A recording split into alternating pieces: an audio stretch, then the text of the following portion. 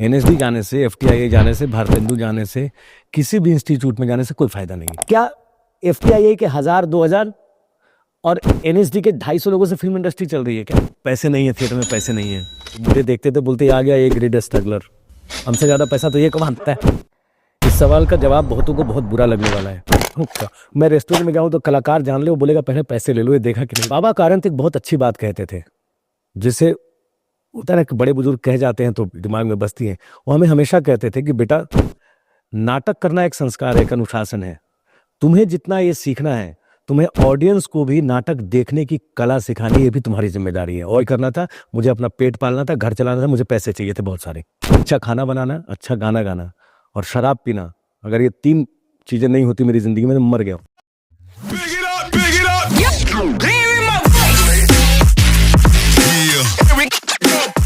नमस्कार दोस्तों, मैं विकास चंदेल आप सभी का स्वागत करता हूं दिल्ली वाली टॉक में। आज का जो है हमारा एपिसोड है वो बेहद ख़ास है, क्योंकि आज जो गेस्ट हैं वो बेहद ख़ास हैं।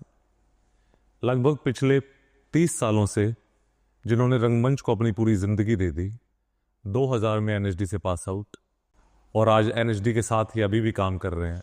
फिल्म जगत में काफ़ी काम किया, सिनेमा में बड़े बड़े काम किए। जितने आप रियलिटी शोज़ देख रहे हैं उनके पीछे के जो लोग थे जिन्होंने उसको बनाया, उसका स्टोरी बोर्ड तैयार किया, उनको लिखा, he is the main man behind them and today he is with us. So please welcome mister Ajay Kumar. Hello sir. धन्यवाद सर, सबसे पहले तो थैंक यू सो मच कि आपने हमें अपना टाइम दिया, क्योंकि इतना बिजी शेड्यूल मैंने तो खुद देखा आपका। सुबह से शाम तक एनएसडी में रहना, लगातार काम करते रहना, अभी पानीपत में आप शो कर रहे थे, उसके बाद भी इतने बिजी शेड्यूल के बाद आप आए, इसके लिए थैंक यू सो मच। एक तो मैं ही बल्कि आपको ये कहना चाहूँगा, हमने 2-3 बार बात की कि आना है, और बार बार रिहर्सल की वजह से या किसी काम की वजह से मैं नहीं आ पाया। मैंने ही टाइम चेंज किया। ये आपका बड़प्पन है कि आप उसका सारा श्रेय ले जाना चाहते हैं मेरी वजह से हो। पर उसके लिए मैं भी आपसे क्षमा चाहता हूँ, पर फाइनली हम लोग मिल गए। दूसरे, लंबी चौड़ी तारीफ कर दी आपने, उसमें थोड़ा सा सुधार कर लेते हैं।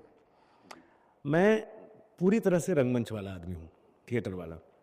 फिल्मों वाला जो बायोडाटा आपने सुनाया वो सही है कि मैं उधर काम करता रहा, लेकिन बहुत सारे जो रियलिटी शोज आपने कहे या कई सारी फिल्में, बहुत सारी फिल्में मैंने नहीं की हैं, मतलब थोड़ी की हैं। My choice. हाँ, कम किया है। और रियलिटी शो के पीछे जो भी काम होता था वो एक्चुअली मेरे अकेले का नहीं है। मैं उसका कोई मेन हैंड नहीं था या मैं कोई करता धरता नहीं था।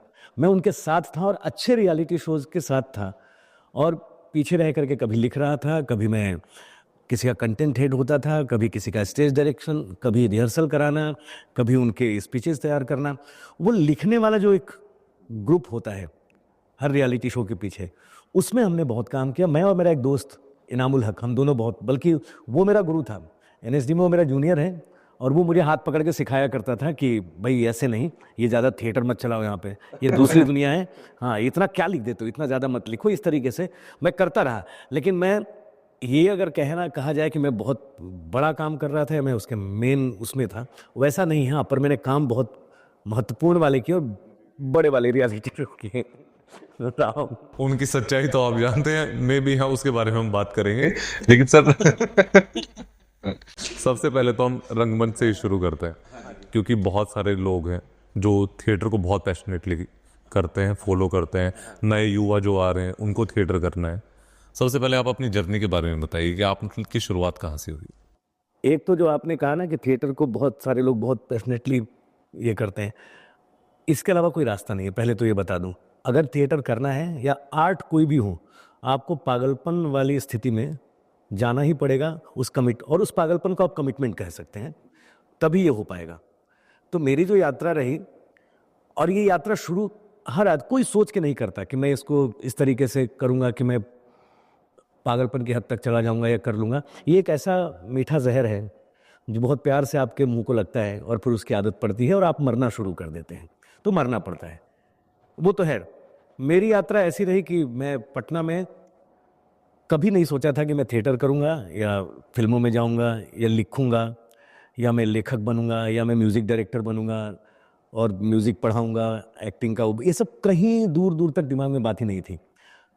एक घटना हुई और उस घटना ने अचानक रातों रात, जिसको कहते हैं ना पलट देना आपके कैरियर को। बचपन में मैं स्कूल में सिर्फ एक काम करता था जिसकी वजह से पॉपुलर था। मैं कविताएं सुनाता था, वो भी रामायण और उनकी चौपाइयाँ, भजन, ये सब। और स्कूल में उस समय इतने साधन नहीं होते थे, एक छोटा सा स्कूल था, राजकीय मध्य विद्यालय। तो वहाँ वो बक्सा होता है ना छोटा, बस्ते में किताब लेके जाते हैं, पहले आपको याद होगा स्टील वाला वो बस्ता हुआ करता था। और छठी तक तो मैंने पढ़ाई की जहाँ खुद का अपना वो एक बोरा भी ले जाना पड़ता था, कि बैठते 7वीं में हमें बेंच मिला था। तो वो जो बस्ता होता था उसको ऐसे रख करके, और उस पर हम एक दो दोस्त थे, वो होता है ना बस्ता बजाना, तो हमें कुछ नहीं आता ना, बस्ता बजा के कुछ कुछ फिल्मी गाने जो उस समय चलता था वो किया करते थे। ये मेरे एक दो टीचर्स ने देख लिया कि ये 2 लड़के हैं, ये बस्ता बजा के कुछ अलग सा रिदम लगाते हैं और कुछ कविताएं बोलते हैं, क्या करते हैं। तो उन्होंने पकड़ के, सैटरडे को हर स्कूल में अगर आपको याद हो तो एक सेशन होता था जिसमें बच्चों को कविताएं सुनानी होती थी। एक कल्चरल होता था, पता नहीं आजकल स्कूलों में होता है कि नहीं, कि आपको मस्त है हफ्ते का एक दिन जिसमें हर क्लास का जो भी बच्चा इंटरेस्टेड है वो आके कविता सुनाएगा, कुछ मोनोलॉग बोलेगा, कहानी सुनाएगा, ये होता था। पटना जैसे शहर में और जो जिस स्कूल में पढ़ता था वहाँ तो होता ही था, मैं जानता हूँ। और वो तो छोड़ो, हाई स्कूल में भी वहाँ भी गया, तो दोनों जगह वैसी यात्रा शुरू हुई। तो राजकीय मध्य विद्यालय में उस समय एक गाना बहुत पॉपुलर था जो मेरे बचपन की याद है, सुन के थोड़ा हंसी भी आएगी कि अच्छा ये कहाँ से दिमाग में आया। हमारी एक हिंदी टीचर हुआ करती थी और उस समय एक फिल्म रिलीज हुई थी, मैं अगर भूल नहीं रहा हूँ तो शायद उस फिल्म का नाम था हिम्मत वाला, जिसमें बक बक मत कर नाक तेरा लंबा है, लड़की नहीं है तू लकड़ी का खंबा है, ऐसा एक गाना है। तो मैं एक दोस्त मिल करके, हमें पता नहीं कहाँ से इतनी लाइन दिमाग में चढ़ गई, तो हम उसको बजाते रहते थे, बक बक मत कर नाक तेरा लंबा है, लड़की नहीं है तू लकड़ी का खंबा है। ये गाते हुए हिंदी टीचर ने देख लिया, ये मजाक के लिए और इसके लिए कि इसका जरा इसको बुलाते हैं खींचने के लिए, तो उन्होंने बुलाया और बोला सबके सामने कि क्या गा रहे हो, गाओ। ये मेरी पहली याद है जब मैं कोई कलाकारी दिखा रहा था। तो ये गाना मैंने गाया। लगभग कितने साल के थे? सत उस समय मैं ये 4वीं 5वीं में होऊंगा, और ये बात हो गई जब 90 में मैंने मैट्रिक किया, तो और 4 साल पीछे जाइए, 80, हाँ उस समय की बात है। ये फिल्म शायद उसी समय रिलीज हुई थी, तो इसलिए उससे भी अंदाजा लगाया जा सकता है कि ये गाना जिस सन ये फिल्म रिलीज हुई थी उस समय ये बात, वो रेडियो पे बहुत बजता था वो गाना, तो आया। इसके बाद हम हाई स्कूल गए। ये आदत पड़ चुकी थी कविताएं लिखने की कुछ कुछ, तो मैं तितली रानी बड़ी सयानी, पास हमारे आती है फिर से वो उड़ जाती है, ऐसा कुछ कुछ लिखा करता था और ये चलता रहा। हाई स्कूल में जब गया तो वहाँ, तब तक मेरे पिताजी लाइब्रेरी में थे, पटना बिहार राष्ट्रभाषा परिषद में वो क्लर्क थे, बाद में वो लाइब्रेरी में गए, तो लाइब्रेरी में बहुत सारी किताबें मेरे लिए उपलब्ध थी, तो मैं पढ़ रहा था। और उसी कम उम्र में, आप विश्वास करें, मैं रामायण महाभारत ये सब पढ़ चुका था, गीता, उपनिषद, वेद, दुनिया भर की लोक कथाएं, Japan, Germany, China, France, Nepal, कहाँ कहाँ की लोक कथाएं। तो लोक कथाओं में मेरा इंटरेस्ट बढ़ता गया, धार्मिक पुस्तकों से ज़्यादा मैं लोक कथाएं पढ़ने लग गया। लोक कथाएं पढ़ते पढ़ते इतनी कहानियां मेरे अंदर घुसती चली गई, तो वो पता नहीं वही आदत थी कि मैं कहानियां लोगों को सुनाने लग गया, दंत कथाएं सुनाने लग गया। ये हाई स्कूल की घटना है कि हर सैटरडे वाले सेशन में मैं कोई कहानी सुना दूं, कभी मैं कोई कविता सुना दूं। तो एक बार रामायण का कंपटीशन हुआ कि रामायण की चौपाइयाँ गाई जाएंगी। मुझे कुछ नहीं पता, उस समय पढ़ ही रहा था ये सब 7वीं क्लास में। तो मैंने राम और केवट का एक प्रसंग है, जब वो केवट राम को पार करवा रहे हैं नदी, और वहाँ वो तुलसीदास जी का वो है कि यही घाटते थोड़ी के दूरी है, कटिलो जली था हो न पाए हुजूर, और वो केवट ले जाते हैं। ये मैंने गाया और मुझे इनाम में सबसे पहली बार जिंदगी में रामचरितमानस मिला, पूरी वो किताब। मैंने कहा ये अच्छा है। उसके बाद मैं धीरे धीरे स्कूल में पॉपुलर होने लगा। तो स्कूल में जितने भी सांस्कृतिक कार्यक्रम होते थे, कभी कभी रामायण सुना रहा हूँ, कोई महाभारत, कोई स्किट हो रहा है तो उसमें मुझे 4 लाइन के डायलॉग मिल गए। ये धीरे धीरे ये कुछ हो रहा था, मुझे नहीं पता कि ये आगे क्या गुल खिलाने वाला है। उसके बाद मैट्रिक तक आए, 90 में मैंने मैट्रिक किया, PN Anglo Sanskrit school Patna से, नया टोला में वो था, अभी भी होगा मेरे ख्याल से, होना चाहिए। आप जाते हैं वापस? पटना जाता हूँ, पर उस स्कूल नहीं जा पाया, आज तक नहीं जा पाया, बहुत साल हो गए। इसके बाद एक बड़ा सा लंबा गैप आता है। उस गैप में क्या है कि आप पढ़ाई कर रहे हैं, लेकिन पढ़ाई करते हुए प्रेमचंद रंगशाला है हमारे यहाँ पटना में, मेरे घर के जस्ट 2 मिनट की दूरी पे, 2 कदम पैदल चलिए तो वहीं हम लोग दौड़ने जाते थे, खेलने जाते थे, कबड्डी खेलते थे। 90 की बात है, 89 की बात है, बल्कि 1 साल और पहले। वहाँ एक ग्रुप है निर्माण कला मंच पटना, संजय भैया चलाते हैं, संजय उपाध्याय उनका नाम है। वो नेशनल इंस्टीट्यूट ऑफ ड्रामा स्नातक होके आए थे उस समय। एक ग्रुप बना था निर्माण कला मंच, कला संस्थान है। ये लोग नाटक कर रहे थे और ये कुछ गाते बजाते थे, हमें कुछ नहीं पता क्या हो रहा है, क्या गाना बजाना चल रहा है। हम 4-5 बच्चे जो थोड़े इस वाली प्रवृत्ति के थे कि बक बक मत कर नाक तेरा लंबा है गा लेते थे, या रामायण की चौपाई गा लेते थे। हमें लगता था कि यार मजा आ रहा है।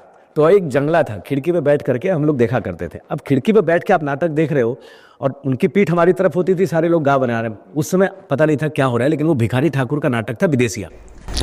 और ये संजय भैया का जिसको कहते हैं सिग्नेचर है कि वो भिखारी ठाकुर पे उन्होंने बहुत काम किया, और विदेशिया उनका ऐसा नाटक है जो पूरे हिंदुस्तान में खेला जाता है।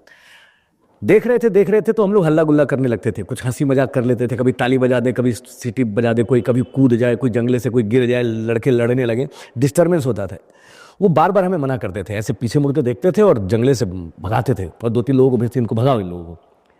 ये चलता रहा, लेकिन बच्चे तो बच्चे हैं, हम लटक ही जाते थे खिड़की पे। और एक छोटा सा दरवाजा लोहे का जिससे अंदर प्रेमचंद रंगशाला के आप जा सकते हैं, वो है तो बड़ा दरवाजा, खुलता इतना ही था, लॉक लगा के रखते थे कि बहुत लोग क्यों अंदर आएंगे। एक दिन पता नहीं क्या हुआ, आप लोग ऐसे ही कुछ कर रहे थे और अचानक वो पलटे संजय भैया, और उन्होंने ऐसे देखा और कहा कि नाटक करेगा रे, है ना, करबे नाटक, आओ। उन्होंने पूछा और पता नहीं क्या हुआ, मैंने बोला कि बिना बिना कुछ सोचे मैंने कहा हाँ करेंगे, अंदर आओ अंदर आओ, बाहर क्यों मन लगा, नाटक करना है तो अंदर आओ। उन्होंने ये बोला, कुछ पता नहीं, उठा मैं उस दरवाजे से अंदर गया, और उस दरवाजे से 89 का दिसंबर या नवंबर का महीना था जब अंदर गया था, और आज तक बाहर नहीं आया। ये रंगमंच में प्रवेश की मेरी पहली याददाश्त और पहली यात्रा है।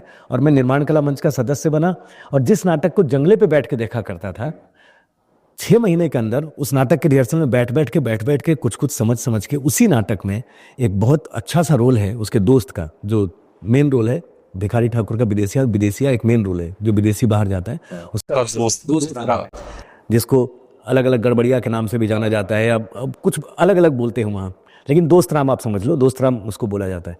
वो रोल में कर रहा था, और फिर मैंने उसी नाटक को जिसको जंगले पे बैठ के देखा करता था, कम से कम उसके, अगर मेरी याददाश्त ठीक है तो 100-125 शो मैंने किए संजय सर के साथ। और भी नाटक किए, खड़िया का घेरा किया, उनके ग्रुप के और सारे नाटक किए, वो तो बाद में होता रहा, लेकिन ये नाटक यहाँ से शुरू हुआ। फिर मैं बाहर नहीं आ पाया, अभी भी अंदर ही हुआ, अब शायद वो दरवाजा बंद हो चुका है, मैं बाहर नहीं जा पाऊंगा। आप जैसे लोगों को सर बाहर जाना भी नहीं चाहिए। तो ये रही यात्रा, ये शुरू हुई ऐसे। सर तो कितना सौभाग्यशाली रहे आपके, आपको सबसे पहले गुरु संजय सर मिले। अच्छे लोग मिले, बल्कि उसी समय 90 में बिहार संगीत नाटक अकेडमी ने एक वर्कशॉप किया, और कोलैबोरेटेड था नेशनल इंस्टीट्यूट ऑफ ड्रामा से, और बिहार संगीत नाटक अकेडमी का कोलैबोरेशन था, और स्लम्स के बच्चों के साथ एक थिएटर हो रहा था, थिएटर वर्कशॉप था। जो एक हमारे पास में एक मोहल्ला है, उस मोहल्ले की खासियत ये है कि उस मोहल्ले में सारे क्रिमिनल्स पैदा होते थे। शायद ही कोई महीना होगा जब हमने ये ना सुना हो कि उस मोहल्ले में किसी को गोली लग गई, कोई मारा गया, कोई बम फट गया, तो हम लोग उसको चंबल घाटी कहते थे। पुलिस भी बहुत डर के जाती थी, वहाँ जाती नहीं थी। सैदपुर मोहल्ला में आप किसी से आज भी पूछ लीजिए उस पुराने मोहल्ला, अब तो बिल्कुल बदल गया कि चंबल घाटी किधर है, तो हम चंबल कहते थे। वहाँ के बच्चों के लिए और उस एरिया के स्लम्स के बच्चों के लिए एक कोलैबोरेटेड वर्कशॉप कार्यशाला, नाट्य कार्यशाला आयोजित की गई, जो वहाँ बिहार के प्रेमचंद रंगशाला में हो रही थी, और उस समय मैं उस ग्रुप में था। तो उसमें उस समय मैं भी तो छोटा ही था, मैट्रिक में पढ़ रहा था, तो हम चाय पिलाना, दरी बिछाना, ये सब करना, और एक वर्कशॉप हुआ। सौभाग्य की बात है कि उस वर्कशॉप को मैंने भी अटेंड किया, और उस वर्कशॉप की मैं ग्रुप में था तो संभाल रहे थे हम लोग। कौन कौन से नाम, इतना सौभाग्यशाली हूँ जो आपने कहा, सच में सौभाग्यशाली हूँ। उस वर्कशॉप में कौन कौन आए? रुद्र प्रसाद सेन गुप्ता, तापस सेन, अशोक सागर भगत, अवतार साहनी, बाबा कारंत, कन्हैया लाल, हाँ एच कन्हैया लाल, उनका बेटा। अभी सोचो आप अभी 6 महीने रंगमंच में आए हुए हैं, और आपको गुरु कौन कौन मिल रहे हैं? सारे वो नाम जिनके साथ आप, जो उस समय मुख्य धारा में रंगमंच कर रहे हैं दिल्ली के और हिंदुस्तान के, और उन सब के साथ आपका एक ओरिएंटेशन होता है। उस ओरिएंटेशन के बाद वो जो 40 दिन गुजरे मेरे, वो अचानक रातों रात 40 दिन नहीं, वो 4 साल की ट्रेनिंग टाइप था, और 24 घंटे वहीं रहते थे। घर मेरा कितनी दूरी पे है, ये जो आपका स्टूडियो है यहाँ से सड़क पार करे तो मेरा घर है, लेकिन घर नहीं जाते थे। कभी कभार घर चले गए सोने के लिए तो वहीं सो रहे हैं, दरी बिछा के वहीं कर रहे हैं, वहीं रह रहे हैं। खाना खाने घर चले गए तो बड़ी बात हो गई, नहीं तो खाना भी वहीं खा रहे हैं, चाय भी वहीं बन रही है, पतीला चढ़ा हुआ है। घर वाले रोक नहीं रहे? घर वाले मान गए थे, तब तक पकड़ा गया था मैं ना, तब तक झूठ बोल के थिएटर कर रहा था। उसके पहले की एक घटना है। और मैं 3 महीने, मेरे माँ बाप मुझे डॉक्टर बनाना चाहते थे। पटना के एनी बेसेंट रोड में, अगर कोचिंग का नाम कोचिंग के मालिक के नाम पे कोचिंग का नाम था, मैं भूल गया हूँ। तो वहाँ मैं मेडिकल की पढ़ाई करने गया था, मेडिकल की तैयारी के लिए, कि मेडिकल करूँगा, बायो लूँगा और फिर डॉक्टरी करूँगा। वो डॉक्टर क्यों बनाना चाहते थे? उनको लगता था कि डॉक्टर या इंजीनियर कुछ, मेरा बेटा पढ़ ले, कुछ तो करे। ऐसा कुछ फोर्स नहीं था कि अगर लेना है तो साइंस ले लो। साइंस लेने के बाद क्या है, ऑप्शन क्या खुले, डॉक्टर, इंजीनियर, आप 4 और चीज़ें। आर्ट्स में क्या करोगे, वही नौकरी सरकारी, ये ऐसा वाला। लेकिन डॉक्टर इंजीनियर अगर पढ़ गया, पढ़ने में मैं तेज था, तो उन्होंने कोचिंग में एडमिशन दिलाया। और आप विश्वास करें, 6 महीने की कोचिंग थी और उसकी फीस थी उस समय, 90 की बात बता रहा हूँ आपको, 3,000 रुपये। और मेरे पिताजी की तनख्वाह थी 4,500 रुपये। लेकिन उन्होंने कोचिंग करवाई। 4,500 से 5,000 उनको मिलता था। उन्होंने कहाँ से 3,000 कैसे इकट्ठा कर करके उधार ले करके कि ये पढ़ेगा। उन्होंने 3,000 पेमेंट किया, उस कोचिंग में मेरा एडमिशन हुआ, मैं पढ़ने जाने लगा। और पढ़ने जाने लगा उसी समय मैंने ये ग्रुप ज्वाइन कर लिया था। ये चल रहा था शाम को। और इधर 3 महीने के बाद क्या हुआ, मेरा मन उछट गया। मैंने कहा ये मुझसे होगा नहीं, पढ़ नहीं पाऊंगा मैं, नाटक में ज़्यादा मन लग रहा है। तो मैं 3 बजे से, मुझे अभी भी याद है, 3 बजे से 6 बजे का कोचिंग का टाइम होता था कि आप कोचिंग करेंगे। कभी कभी 4 से 7 होता था और उसी समय रिहर्सल चलती थी, क्योंकि 6 बजे के बाद सबको घर जाना है। तो मैं घर से निकलता था ये कह के कि मैं कोचिंग जा रहा हूँ। कोचिंग यहाँ पे है, घर यहाँ पे है, प्रेमचंद रंगशाला यहाँ पे है। मैं इधर से नहीं जाता था, मैं यहाँ से निकल के, एक और रोड है उधर दिनकर चौक, उधर से चौराहे से घूम के इधर कोचिंग के लिए निकलता था ताकि किसी को दिखूँ ना। उनको लगता था मैं कोचिंग गया, मैं जाता ही नहीं था, मैं प्रेमचंद रंगशाला में रुक जाता था। और ऐसे में 3 महीने नहीं गया, ये किसी को नहीं बताया मैंने। 3 महीने बाद उस कोचिंग का एक मेरा दोस्त था, वो मेरे घर आया और उसने कहा कि अजय है क्या? तो पापा ने कहा वो तो कोचिंग गया है। बोला वो तो 3 महीने से कोचिंग नहीं गया। मैं आराम से शाम को रिहर्सल खत्म करके आया। कहाँ गए थे? मैंने बोला कोचिंग से अभी वो फलाने सर की क्लास चल रही थी। क्या पढ़ा? तो मैंने बोला आज वो कुछ पढ़ा रहे थे, वो फिजिक्स का। ठीक है, मैंने क्या पढ़ा रहे थे? फिजिक्स का। तो बोले सच सच बताओ कहाँ से आ रहे हो? अब मैं समझ गया कुछ तो हुआ है। मैंने कहा क्या हुआ? बोला वो तुम्हारा दोस्त आया था। जैसे ही उन्होंने बोला कि वो आया था, वो मेरे बगल वाले बेंच पे बैठता था, मैं समझ गया। तो मैंने बोला देखिए, मैं अगर उसने कुछ कहा, बोला 3 महीने से तुम नहीं गए हो, तो मैंने स्वीकार कर लिया। मैंने कहा हाँ मैं सच में 3 महीने से नहीं गया हूँ, ऐसा ऐसा। मुझे अब लग रहा था कि अभी पिटाई पड़ने वाली है, अभी मार खाऊंगा मैं। उल्टा हुआ। जिसके बाप की तनख्वाह 4,500-5,000 रुपये महीना है, 3,000 की कोचिंग की फीस भरी है, इस समय कितनी पिटाई पड़नी चाहिए थी। और मेरा सौभाग्य देखिए, दोनों माँ भी बैठी हैं, पिताजी भी बैठे हैं। और पिताजी आराम से उन्होंने बैठाया, बोला सुनो, अगर तुम्हें सच में यही करना है और वहाँ नहीं जाना है तो तुम फिर पूरी तरह से यही करोगे, ये आधा आधा कुछ नहीं करोगे, जो करोगे पूरा करोगे। अभी बताओ तुम्हें क्या करना है। मैंने कहा मुझसे ये साइंस नहीं पढ़ा जाएगा, मैं नहीं पढ़ पाऊंगा। जबकि मैं पढ़ रहा था, ऐसा नहीं कि मैं खराब पढ़ रहा था। मैंने कहा ये नहीं हो पाएगा मुझसे, क्या करूं? तब तक 3 महीने यानी 3,000 का 1,500 नुकसान ही है, कोचिंग पैसा तो वापस करेगा नहीं। पता नहीं क्या है। पिताजी ने बोला कि फिर एक काम करो, तुम किसी भी तरीके से 3 महीने पूरे कर लो ताकि एग्जाम पास कर जाओ, और उसके बाद अपना सब्जेक्ट चेंज कर लो, और ये करना है तो फिर दिन भर यही करो। वहीं से ये कहानी आई जो मैंने बोला कि घर इतनी दूरी पे है फिर भी मैं घर नहीं जाता था, वहीं सोया रहा, वहीं बिस्तर लगा हुआ है, जा रहे खाना खाने चले गए तो चले गए, कोचिंग चले गए तो ठीक है, उतना ही पढ़ रहा था जितने में पास हो जाऊँ। और ये सपोर्ट, ये कमाल है ना। तो ये पूरा श्रेय मेरे माता पिता को जाता है। नहीं तो अगर वो उस समय कहते कि नहीं बिल्कुल कल से प्रेमचंद रंगशाला जाना ही नहीं है, कोई गाना बजाना नहीं, मैं क्या कर लेता। एकदम उल्टा हुआ। और वो जो सपोर्ट है वो आज तक मेरे पास है, ये तो है। तो सर जब आपने अपना ग्रेजुएशन किया उसके बाद आप एनएसडी कौन सी ईयर में आए? 97 में। उसके बाद एक बार मैंने एनएसडी दिया, मेरा नहीं हुआ। एक अलग सा पैशन था, अलग सा जिसको पागलपन था। नहीं हुआ तो और ज़्यादा नाटक कर लिया। नहीं होने के बाद एक निराशा हाथ लगती है, ऐसा कुछ नहीं हुआ कि और करते हैं। क्योंकि उस समय एनएसडी में एक और सुविधा थी, अभी भी अब देखता हूँ कितना है, आप 30 साल की उम्र तक एनएसडी भर सकते थे, 18 साल से 30 साल तक। अभी भी वही है सर? बीच में हो गया था कि 3 साल सिर्फ दे सकते हैं, ऐसा हुआ था। अभी शायद फिर से शुरू किया है कि 30 साल की उम्र तक आप भर सकते हैं। हमने कहा बहुत समय है यार, जाना वही है। और पढ़ाई जो ग्रेजुएशन में कर रहे थे वो भी सिर्फ इसलिए कर रहे थे कि बीए पास, वहाँ लिखा था कि बीए पास होना ज़रूरी है, नहीं तो मैं वो भी नहीं पढ़ता। मैं इंटरमीडिएट के बाद ही, पहले था इंटरमीडिएट के बाद, मैं पढ़ता ही नहीं। हमने पढ़ाई दो लोगों ने इसलिए की थी कि हमें एनएसडी अप्लाई करना था। पहले साल नहीं हुआ, फिर दूसरे साल हुआ। आपके साथ और कौन थे? मेरे साथ आशिक भाई हैं, हमारे सीनियर हैं। हमने भरा साथ में था। आशिक भाई का पहले हुआ पटना में, वो इप्टा में थे, थिएटर करते थे, मैं निर्माण कला मंच में। हम दोनों साथ साथ बहुत सारा काम करते रहते थे। तो आशिक भाई का पहले साल हुआ, वो मेरे सीनियर रहे, और मैं बाद में उनके 1 साल बाद आया। वो 96 में आया, मैं 97 में। और जब आपका एडमिशन हुआ वहाँ पर, तो वहाँ पर ऑडिशन हुआ आपका, प्रॉपर इंटरव्यू और खतरनाक इंटरव्यू होता है एनएसडी में। उसके बारे में बताएंगे आप? सबसे पहले तो उस इंटरव्यू के बारे में ये जान लो आप कि किसी को कुछ पता नहीं कि क्या पूछा जाने वाला है। एक होता है ना कि बना बनाया ढर्रा, उसमें सिर्फ 2 ही चीज़ें होती हैं। वो अपनी तरफ से एक आपको मोनोलॉग भेजते हैं कि ये तैयार करके आना है, 2 भेजते हैं, 2 में से कोई एक आप चुन लीजिए। एक आपका अपना होना चाहिए, आपको गाना आना चाहिए, गाना गवा लेंगे, नाचना आना चाहिए, कुछ बजाते हैं तो बजा लेंगे, ये सब पहले है, ये सब है। उसके बाद पूछना क्या है, इंटरव्यू सुन के आदमी को लगता है ना कि कुछ ऐसा बड़ा खतरनाक सा क्वेश्चन आ रहा होगा, ये आ रहा होगा। नहीं, वो ये भी पूछ सकते हैं कि क्या खा के आए हो। आपको पता ही नहीं है। वो इंटरव्यू इसलिए नहीं होता है कि ये जाना जाए कि आप कितने बड़े महारथी हैं और कितना पढ़ लिख के आए हैं। हो सकता है आप बहुत रट के आए हों, बहुत पढ़ के आए हों। आप मोहन राकेश से लेकर के, निराला से लेकर के, रामायण महाभारत, गीता, कुरान, बाइबल, पुराण सब पढ़ चुके हों आप नए पुराने सारे साहित्यकार, पत्रकार सब आपको जानते हों, और आप सबका जवाब दे सकते हैं जी। लेकिन वहाँ ये नहीं है। हो सकता है वो ये पूछने अचानक आपसे कि आप कौन सी किताब पढ़ के आए। आप सोच के आए हैं कि कुछ पूछेंगे सिलेबस से, और आपने किसी किताब का नाम लिया, उसके पीछे पड़ जाएंगे। हो सकता है ये पूछने की कौन सी फिल्म देख के आए हो, हिंदुस्तान के 4 डायरेक्टर का नाम बताओ, अपने यहाँ के 4 पत्रकार का नाम बताओ, साहित्यकार का नाम बताओ, नाटककार का नाम बताओ। क्या पूछेंगे पता नहीं है। वो जो पैनल बैठा है वो उनके मूड पे उस समय है कि वो आपसे क्या पूछेंगे, और आपका जवाब और आपके शहर से संबंधित भी हो सकता है, हिंदुस्तान के रंगमंच से संबंधित भी हो सकता है।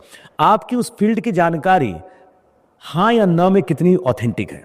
ना है तो भी ऑथेंटिक कितना है कि भाई मैं नहीं जानता, मैं अपने शहर के बारे में जानता हूँ, इनके बारे में, भोपाल के बारे में नहीं जानता, मैं हरियाणा के बारे में नहीं जानता, लेकिन बिहार का हूँ तो बिहार के बारे में जानता हूँ। अगर ये भी कॉन्फिडेंस है तो ये देखा जा रहा है वहाँ, तो उसका बड़ा अद्भुत अनुभव है। उसमें एक अनुभव बता सकता हूँ, ऐसे तो बहुत सारी बातें हैं इंटरव्यू में। खुद का क्योंकि होता तो बहुत कुछ है। कलकत्ता में ऑडिशन हो रहा था और बजाज सर उस समय वहाँ ऑडिशन में बैठे हुए थे, बज्जू भाई प्यारे हमारे सबके। हाँ, तो बाकी सब कुछ तो ऐसा ही चलता रहा कि क्या पढ़ के आए हो। तो मैं निराला की कविताएं पढ़ के गया था, रघुवीर साहब पढ़ के गया था उस समय मैं। और सबसे कमाल की बात है, कोई भी आप नाम गिन लो, वेद प्रकाश शर्मा, मोहन राकेश, राजन इकबाल, पॉकेट बुक से जो आते थे, चन्ना मामा, चंपक, है ना, कादम्बरी, मायापुरी, ये पत्रिकाएं भी मैं सब पढ़ता था। मेरे घर में आती थी और पिताजी लाइब्रेरी में थे तो उधर आती थी।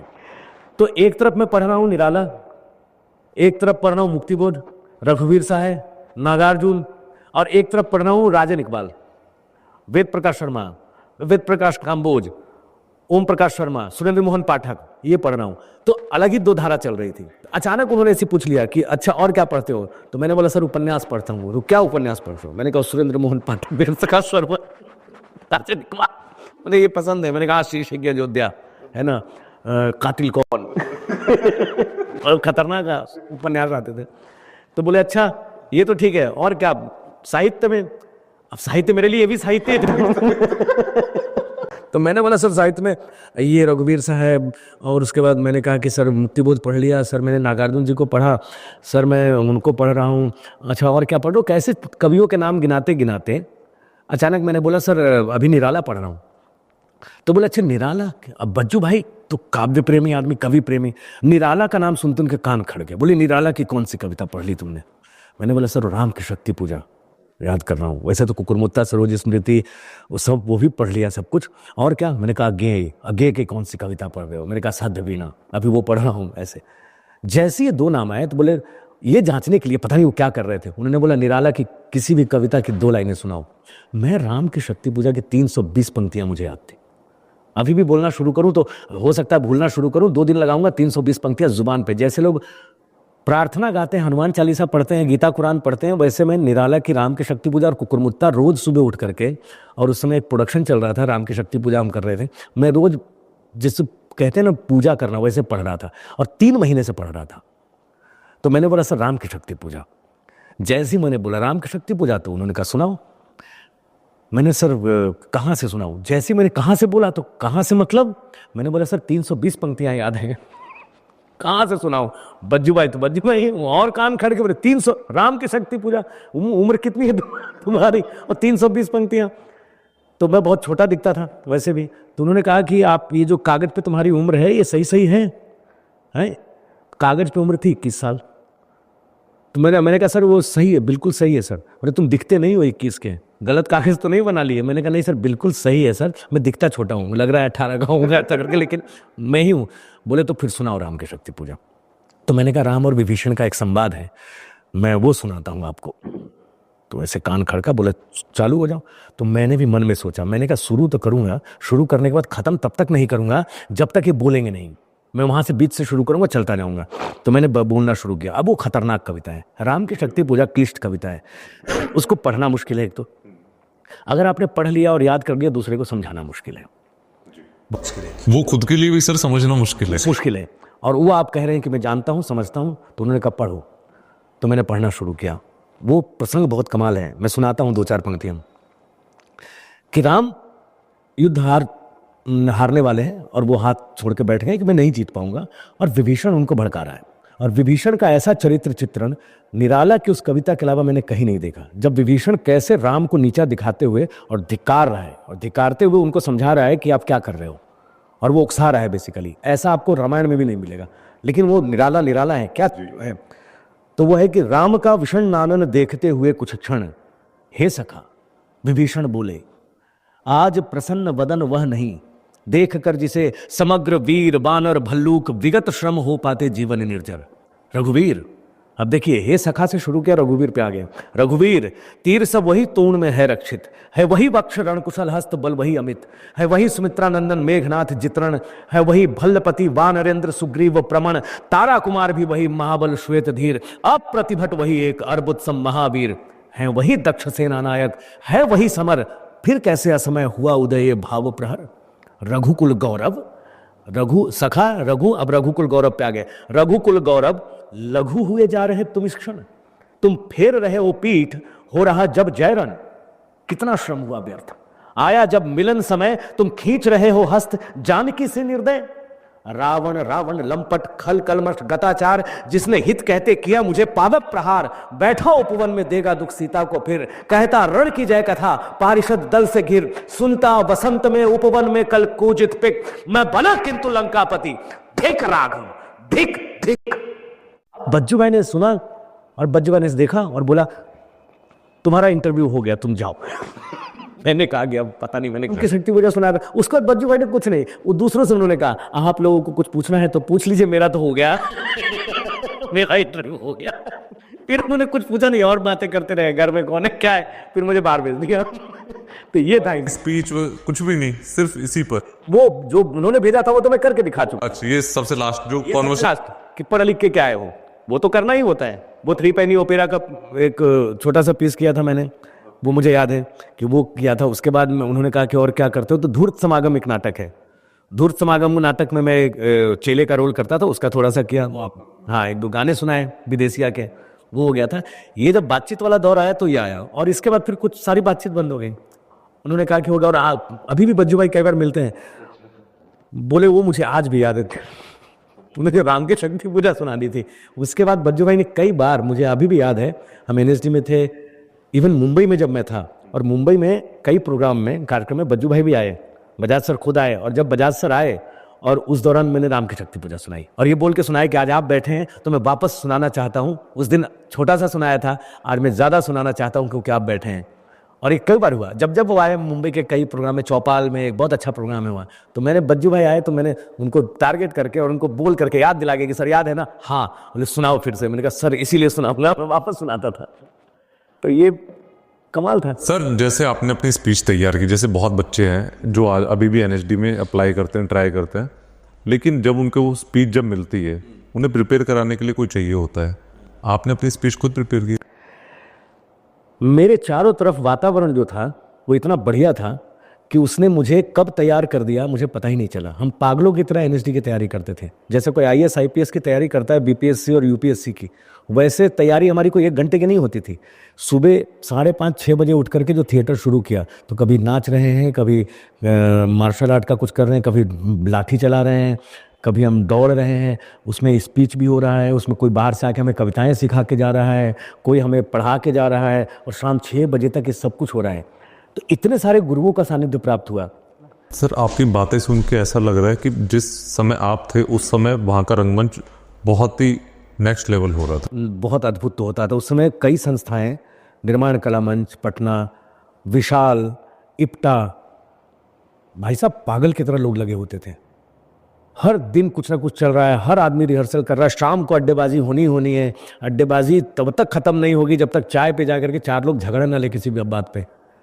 एक ही राइटर पे लड़ लेंगे लेकिन अड्डेबाजी होगी, अपने अपने विचार रखेंगे, गोष्ठियां हो रही हैं, सेमिनार हो रहे हैं। पागलपन वाला माहौल था रंगमंच को लेकर के। मार भी खाते थे, हमने थप्पड़ खा खा के सीखा है।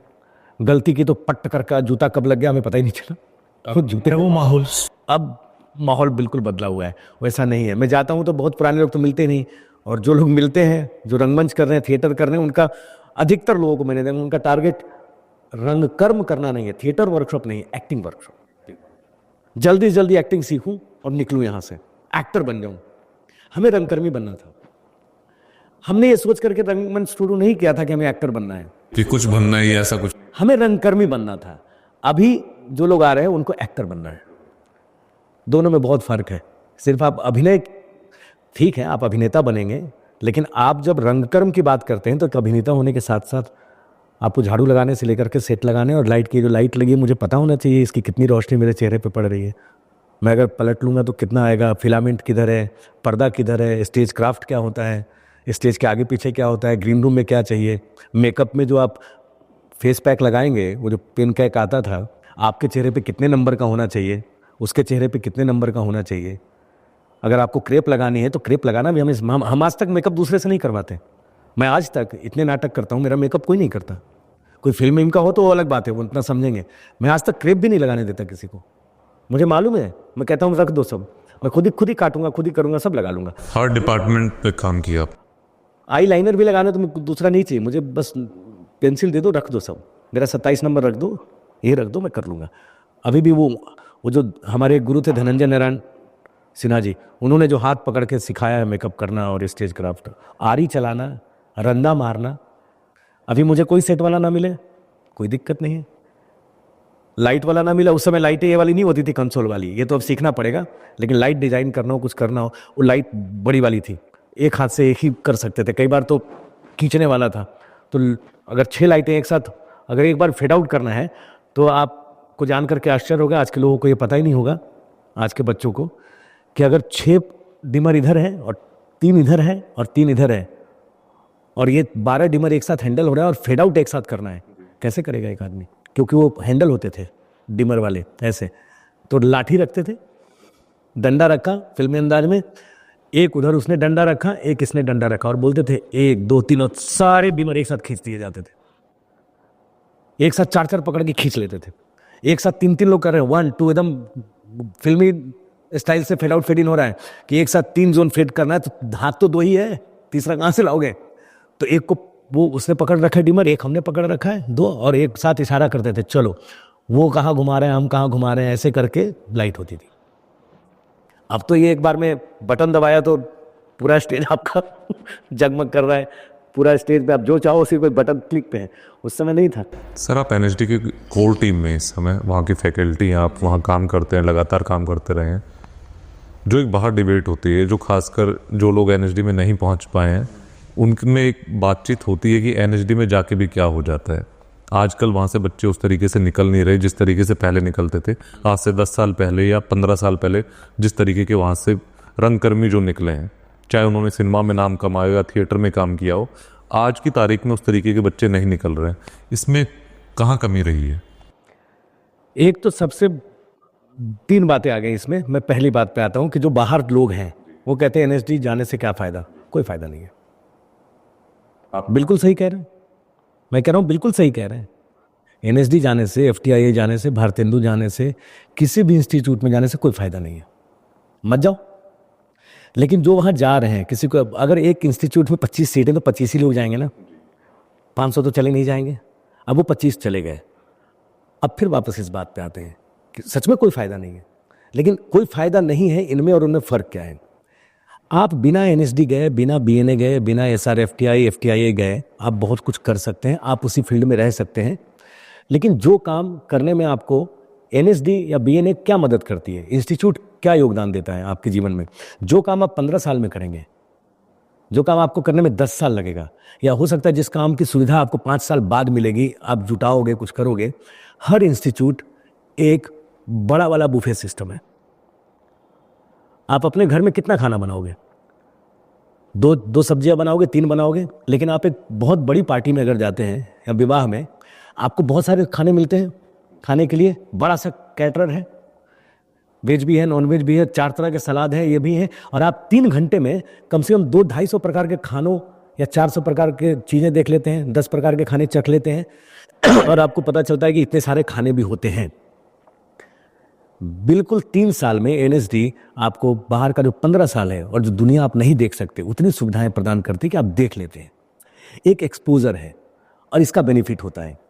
आप यही काम बाहर रह के भी कर सकते हैं जी। लेकिन अब जो दूसरी बात पे आते हैं, फायदा यही हुआ कि क्या फायदा? कोई फायदा नहीं है। सीखने के वजह की बात करें तो सच में कोई फायदा नहीं है। आप बाहर भी सीख सकते हैं, 15 साल लगेगा, 10 साल लगेगा। ऐसा नहीं है कि बाहर वाले थिएटर नहीं कर रहे, बहुत अच्छा थिएटर कर रहे हैं। एनएसडी, बीएनए, एसआरएफटीआई, एफटीआईए में कोई भी जो एक कोर्स है वो एक बुफे सिस्टम है। जी। प्लेट आपके हाथ में है, खाना आपके साथ है। आप एक ही प्लेट में सारा खाना नहीं रख सकते, उसमें से कोई डायरेक्टर निकलेगा, कोई लाइट डिजाइनर निकलेगा, कोई मूवमेंट वाला निकलेगा, कोई म्यूजिक पढ़ाता होगा, कोई वॉइस एंड स्पीच करेगा। प्लेट में आपने सारे खाने हैं, एनएसडी आपको सारी सुविधा दे रही है, इंस्टीट्यूट। अब आपने खाना शुरू किया, टेस्ट आपको सब कुछ करना है। आपके शरीर को किससे फायदा हो रहा है या आपके शरीर को कौन सा खाना सूट करता है, आप उसमें स्पेशलाइजेशन करेंगे, वो छूट है। प्लेट आपके पास है, वैरायटी ऑफ फूड है, आप खाइए। सबको मिला दीजिएगा तो हो सकता है कुछ ना बने, खाना बेस्वाद हो जाएगा। लेकिन ये जो इतने सारे खाने हैं, इसकी सुविधा तो इंस्टीट्यूट ही देती है, ये फायदा है। बाहर में आप अपना प्लेट लेकर के घूमेंगे, कौन क्या परोसेगा और कितना समय लगेगा जो आप खाना चाहते हैं बनाएंगे, एक रेस्टोरेंट से लाएंगे, ये फायदा है। तो ये माहौल तो देती है। एनएसडी जैसा माहौल आपको, मैं तो इतना घूम चुका हूँ दुनिया भर में, मैं ये दावे के साथ कह सकता हूँ, इतना बढ़िया इन्वायरमेंट, माहौल और सीखने का वातावरण पूरी दुनिया के लगभग इतनी सारी जगहों पे मैं गया, बड़े बड़े इंस्टीट्यूट हैं, उनमें भी नहीं है। उसके बाद भी अगर आप नहीं सीख, देखिए हर स्कूल से, कोई भी स्कूल हो, सब जीनियस नहीं निकलेंगे।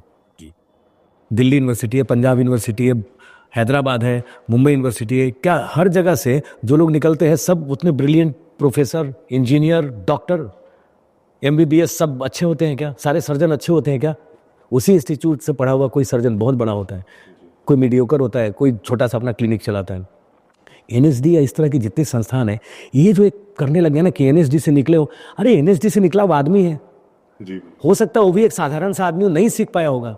तो जरूरी नहीं है कि एनएसडी जाने का मतलब वो प्रकांड पंडित हो गया।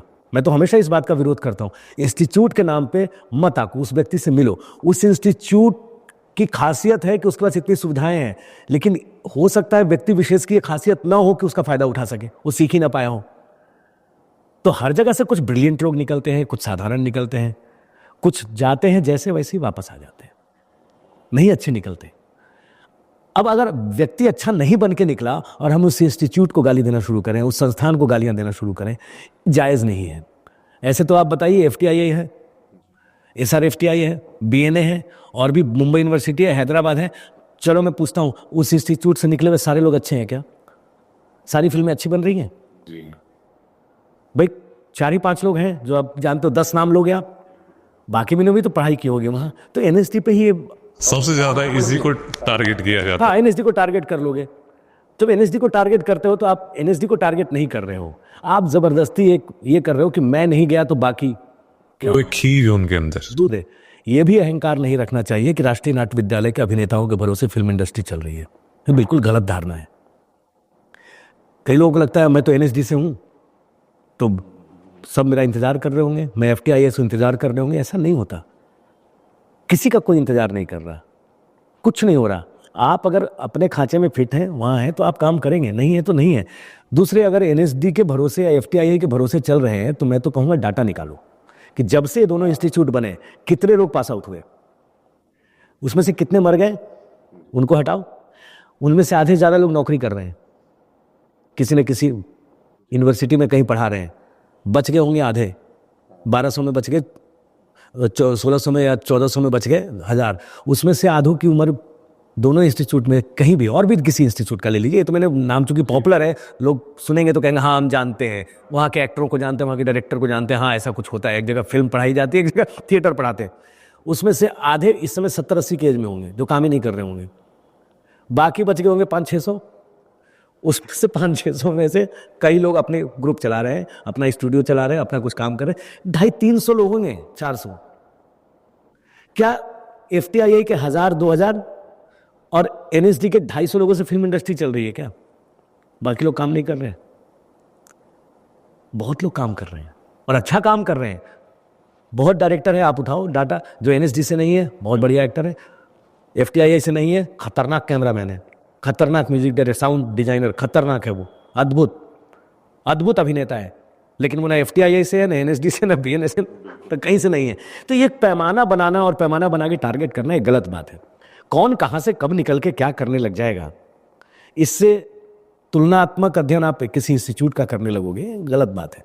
निकले बड़ी अच्छी बात है ना, सब जगह से निकले। तो आपने कहा कि आजकल के जो लड़के हैं अच्छे अभिनेता नहीं निकल रहे हैं, मैं बिल्कुल इस बात को नहीं मानता। माहौल के हिसाब से हर समय हम कहें कि हमारा दौर बहुत अच्छा था, हमारे सीनियर हमको ये कहेंगे हमारे दौर में जो एक्टर निकल गए वैसा कोई हुआ ही नहीं, दौर ही अलग था। आज अभिनेता पैदा का आप ध्यान से देखेंगे तो हर नई पीढ़ी को उसकी पिछली वाली पीढ़ी ये बता रही है कि हमारा दौर अच्छा था और हम ही अभिनेता हैं, हम ही डायरेक्टर हैं, हम ही निकले थे। हमारे बाद तो इंस्टीट्यूट में कुछ बचा ही नहीं था, कुछ निकला ही नहीं। तो इतने साल से कैसे चल रहा है? और उस महाशय को कोई भी ऐसा बोले तो बोलिएगा कि नए लड़के पुराने लड़के, आप फिर से डाटा निकालो, हर दौर में अच्छे लोग निकल रहे हैं, लेकिन समय के हिसाब से उनकी ट्रेनिंग बदल रही है, इसमें दिक्कत है। हम ट्रेनिंग में थोड़े पीछे चल रहे हैं। उस दौर के हिसाब से हमें ट्रेनिंग प्रोसेस बदलना चाहिए, चाहे इंस्टीट्यूट कोई भी हो, कि अभी क्या चल रहा है, थोड़ा बदलाव आना चाहिए। बुरे लोग नहीं निकल रहे हैं, हो सकता है अभी के समय में जो होना चाहिए वो उसके पास नहीं है, थोड़ा पुराना पड़ गया वो, या थोड़ा पीछे रह गया, और डिमांड कुछ और है, सप्लाई कुछ और हो रहा है, वहां दिक्कत है। मुझे एक आप अभिनेता बताइए, एक जो किसी इंस्टीट्यूट से हो या ना हो, जो मंच पे ये सोच के जाता हो कि आज मैं खराब एक्टिंग करूंगा, खाना में जूते खा के आऊंगा, ऑडियंस की गालियां सुनूंगा, ऐसा सोच के कौन जाता है? जो भी मंच पे जाता है वो यही सोच के जाता है कि आज मैं अपना दी बेस्ट करूंगा। अब यहां तुलनात्मक अध्ययन कहां होता है? मैं किसी भी अभिनेता को खराब अभिनेता नहीं बोलता हूं, आज तक नहीं बोला मैंने कि वो बहुत खराब एक्टर है, नहीं। अभिनेता खराब नहीं होता, अभिनेता या तो मोर एक्सपीरियंस्ड होता है या लेस एक्सपीरियंस होता है, अनुभवी और कम अनुभवी। आपने कोई नाटक देखा, हो सकता है आपको बहुत अच्छा लग रहा हो, एक आपका और ऐसा आदमी बैठा 30 साल से थिएटर करके बैठा, उसको वही नाटक नहीं अच्छा लगेगा, क्योंकि उसका अनुभव थोड़ा और आपसे आगे निकल चुका है।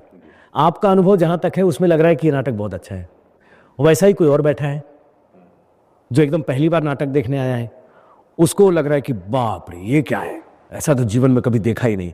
आपको लग रहा है क्या पागल आदमी है, ऐसे मैं 50 देख चुका हूं और अच्छा हो सकता था। आपसे भी एक बड़ा बैठा है, वो कह रहा है कि अरे ये तो अभी तो शुरू भी नहीं हुआ है, अभी तो उसको बोलना भी नहीं आता। वही नाटक चल रहा है, 3 लोगों को 3 तरीके से लग रहा है। वहां जो आदमी काम कर रहा है उसको आप तीनों के बारे में नहीं पता है, आप तुलना कर रहे हैं। वो अपना लगा पड़ा है कि मैं अपना दी बेस्ट दूंगा, मैं अच्छा गाऊंगा, अच्छा नाचूंगा, अच्छा करूंगा, लेकिन वो उतना ही कर पाएगा ना जितना उसका अनुभव है, जितनी उसकी उम्र है। इसीलिए कई बार कहा जाता है ना, आप जुमला सुनते रहते हैं कि जैसे जैसे कलाकार बूढ़ा होता है उसकी कला जवान होती है।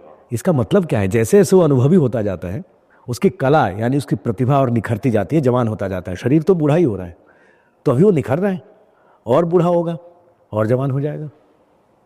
ये है खेल। तो अभिनेता कभी खराब नहीं होता, सब अच्छे होते हैं, हर दौर में अच्छे अभिनेता निकलते हैं। अगर ऐसा नहीं होता तो आज देख लो आप, इतने OTT प्लेटफॉर्म आ गए, इतना नए नए सीरियल बन रहे हैं, इतने नए नए फिल्में आ रही हैं, और आप जरा गिन के दिखा दो, आपको हर 6 महीने पे एक्टर आके चमका के चला जाता है। आपको ऐसा लगता है कि ये क्या हो गया, ये कौन है भाई, तो कहाँ से पैदा हो रहा है। तो हर दौर अच्छा चल रहा है, अभिनय कभी खराब नहीं हो रहा, बस क्या हो रहा है, कौन क्या कर रहा है, इस पर डिपेंड करता है। पुरानी फिल्में आपको कई बार नहीं लगती बहुत खराब है? कभी कभी प्रेम पुरानी फिल्में देखिए, ऐसा लगता है कि क्या है यार, ये क्या क्या कर रहा है, ऐसा लग रहा है VHS कैमरा रख के शूट कर लिया, पता नहीं एक्टिंग आती भी नहीं है।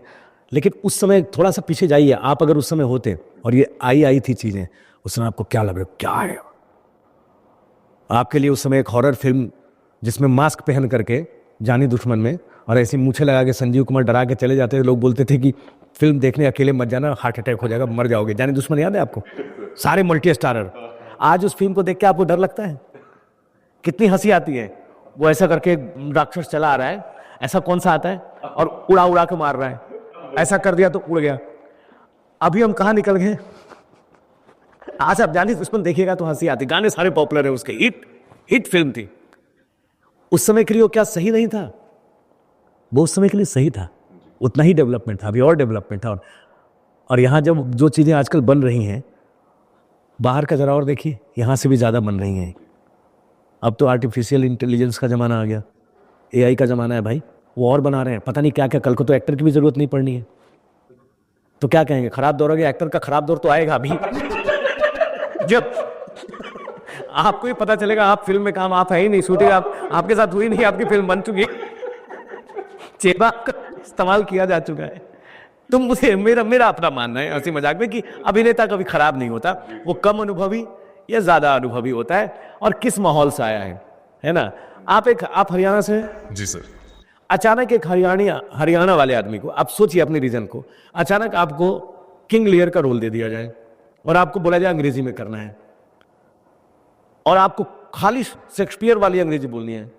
अच्छा, कितना मेहनत करना पड़ेगा, लेकिन फिर भी आपको कुछ तो ऐसा लगेगा कि यार वो एक्लेमेटाइज नहीं हो पा रहा हूं उससे। और कोई अंग्रेज आके आपका नाटक देखे, हिंदुस्तान वाला छोड़ दो, उसको अच्छा लगेंगे आप?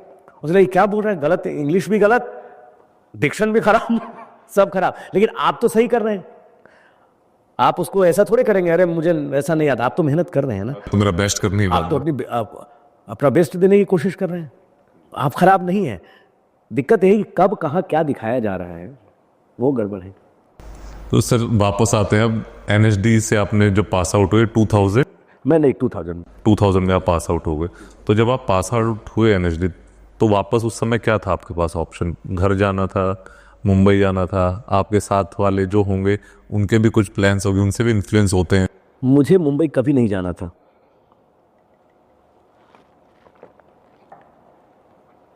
मेरे पिताजी 3 साल तक, मेरे कुछ दोस्तों को ये बात मालूम है, NSD में 100 रुपये मनी ऑर्डर करते थे। हर महीने मनी ऑर्डर से 100 रुपये आते थे। स्कॉलरशिप हमारी कुछ 750-800 रुपये थी, ऐसे कुछ।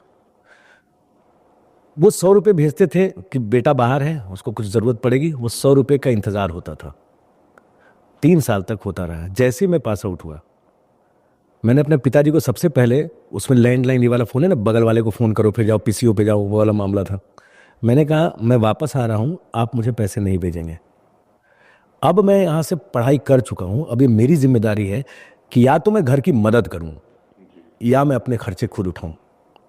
तो वो 100 रुपये आप नहीं भेजेंगे। 3 साल तक मेरे पिताजी के पास, और ये इसलिए नहीं बोल रहा हूँ कि आज ये बोल करके मैं कोई सहानुभूति बटोर लूँ। पिताजी को मालूम है, घर के 2 लोगों को मालूम है, और एक जिस बंदे ने हमारी मदद की, जो हमारे मुंह बोले, हम लोग उनको, सुरेश जी थे, संगीत नाटक एकेडमी बिहार पटना में काम करते थे, उनको चच्चा चच्चा बोलते थे।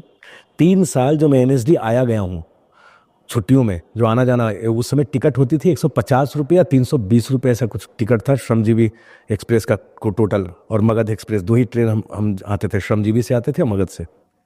छुट्टियों में जो घर जाता था, मेरे पिताजी के बता ना 3,500-4 हज़ार वाली सैलरी, टिकट नहीं होता था पैसा आने का। 3 साल तक वो बगल में जो संगीत नाटक एकेडमी चलता था प्रेमचंद रंगशाला में, उसमें सुरेश जी जो थे, सुरेश सिंह, उन्होंने मेरा ये पैसा दिया। और पैसे नहीं होते थे, बोलते बेटा क्या हुआ तुमको? मेरे चाचा जाने का पैसा नहीं है। बोले तुम जाओ, टिकट कटाओ, हम देते हैं पैसा। वो 150 रुपये करके 3 साल तक उन्होंने मेरी टिकट कटवाई है। जब मैं पास आउट हुआ, सबसे पहले मैं और मेरा बैचमेट है आसिफ, हम लोगों को एक वर्कशॉप मिला 7,500 रुपये का, जिसमें 1 महीने की वर्कशॉप थी। 7,500 रुपये वो जो पेमेंट मिला मुझे 7,500। सबसे पहले मैंने हिसाब जोड़ा तो 3 साल जो 150, 300 रुपये करके कुल 16 या 1700 रुपये का किराया सुरेश जी ने भरा था। मैं उनके पास गया, मैंने कहा आपने जो 3 साल का ये किराया भरा है, अगर आप नहीं भरते तो मैं पढ़ाई नहीं कर पाता, जाना आना मुश्किल होता। पापा, वो पिताजी के दोस्त थे, वो जानते थे पापा के पास उतने पैसे नहीं है। मैंने कहा ये पैसा आप ले लो। उन्होंने नहीं लिया। बोला कल को तू कुछ करेगा ना, वो मेरी कमाई है, मेरा याद रखना, कल तुम मेरे बारे में किसी को बताओगे ना, ये मेरी कमाई होगी। तुम जब कुछ करोगे, तुम, उनका बेटा विष्णु आज भी हमारा दोस्त है, उन्हें भैया भैया बोलता है। आज जब विष्णु को मैं बोलता हूँ कि तुम्हारे पिताजी ने 3 साल बेटा मुझे भेजा है NSD, नहीं तो मैं जा नहीं पाता, बोले कि तेरे दिल में जो जगह बनेगी ना वही मेरी कमाई। ऐसे लोग भी हैं। तो उन्होंने मदद की थी आने जाने में। वो अब समझ लीजिए मैं कितना सौभाग्यशाली हूँ कि लोग मिले मुझे ऐसे। तो सर आप मुंबई नहीं गए, आप दिल्ली ही रहे? मैं दिल्ली ही रहा पूरी तरीके से। और NSD जैसे ही पास किया, हमारे पास ये नहीं था दिमाग में कि पास आउट होके मुझे मुंबई जाना है और एक्टर बनना है। अरे भैया, पास आउट होते सबसे पहली समस्या ये थी कि रहूँगा कहाँ, खाऊंगा कहाँ, मेरी रोजी रोटी कैसे चलेगी। 100 रुपये से तो होते स्कॉलरशिप मिल रहा था। 100 रुपये पिताजी से मैं हर महीने ले भी लूँ तो क्या 100 रुपये में दिल्ली में सर्वाइव कर जाऊँगा मैं? सामने ऑप्शन सिर्फ इतना था कि पेट भरने के लिए, घर चलाने के लिए क्या करना है। और वो एक ऑप्शन था कि रंगमंडल है, ज्वाइन करो, रिपर्टरी कंपनी जो आप, जिसके नाटक आप देख रहे हैं। आपकी शादी हो गई थी तब तक? शादी नहीं थी ना, उस समय नहीं हुई थी। और मैंने तुरंत रंगमंडल को अप्लाई किया। मेरे काम से लोग परिचित थे। ये भी सौभाग्य मेरा कि अच्छे गुरुओं, वहाँ भी अच्छे गुरु मिले, अच्छे काम करने का मौका मिला अच्छा।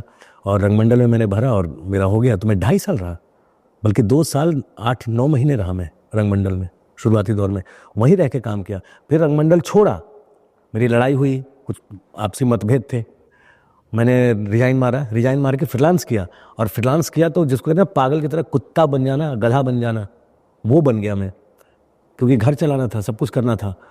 तो ये वर्कशॉप, वो वर्कशॉप, यहाँ वहाँ, और फ्रीलांसिंग बुरी तरीके से जिसको कहते हैं करना, अब पागलपन की हद तक। ये वाला बुरी तरीके से बोलने का मतलब खराब वाले सेंस में नहीं है, अच्छे वाला बुरा, वो वाला फ्रीलांस। और इतना काम किया फिर मैंने कि मैंने थिएटर से ही, ये बात बोलते हुए बड़ा अजीब सा लग रहा है, तो कहेंगे कि अच्छा ये देखो क्या बताना चाह रहा है। नहीं सर, पता लगना चाहिए कि पैसे नहीं है थिएटर में, पैसे नहीं है। मैंने थिएटर करके 2 BHK फ्लैट खरीदा, एक बाइक खरीदी, एक कार भी खरीदी, और वो थिएटर से कर रहा था। तो मुझे चिढ़ाते थे कई बार, संजय भैया और बंसीदा ये लोग मिलते थे, तो मुझे देखते थे, बोलते आ गया ये ग्रेट स्ट्रगलर, हमसे ज़्यादा पैसा तो ये कमाता है। मैंने कहा तो गुरु आप ही हो ना, आप लोगों ने सिखाया, इस लायक बनाया, इतना बना दिया कि मैं कमा रहा हूँ। भैया अब तो आपको अच्छा नहीं लगा, मेरे पास कार है, मेरा 2 BHK फ्लैट है, मेरे पास बाइक भी है। तो ये काम था। और निकलने के बाद कहीं मुंबई नहीं जाना था। मेरा मुंबई जाना एक दुर्घटना है। कौन से सन में गए थे मुंबई? मुंबई गया 2006-08। चला तो मैं गया था 2006 में, लेकिन वहाँ टिका नहीं। मैं उसके बाद एक इंटरनेशनल प्रोजेक्ट कर रहा था, मिडसमर नाइट ड्रीम। हाँ, उसके बारे में बात करना चाहता था। मतलब आप मुंबई जाने से पहले मैं 4 साल तो वर्ल्ड टूर पे था। मतलब NSD या रेपेट्री आपने छोड़ी? रेपेट्री छोड़ी, फ्रीलांस कर रहा था। फ्रीलांस करते हुए एक बार ये ऑडिशन हुआ मिडसमर नाइट ड्रीम का। टिम सपल उसके डायरेक्टर थे, और ब्रिटिश काउंसिल ऑफ इंडिया और रॉयल शेक्सपियर कंपनी लंदन के कोलोब्रेशन में एक बहुत बड़ा वर्कशॉप। आपने फिर वर्ल्ड टूर उनके साथ किया? वर्ल्ड टूर किया। कितने शोज किया आपने लगभग उसका? ऑलमोस्ट 100।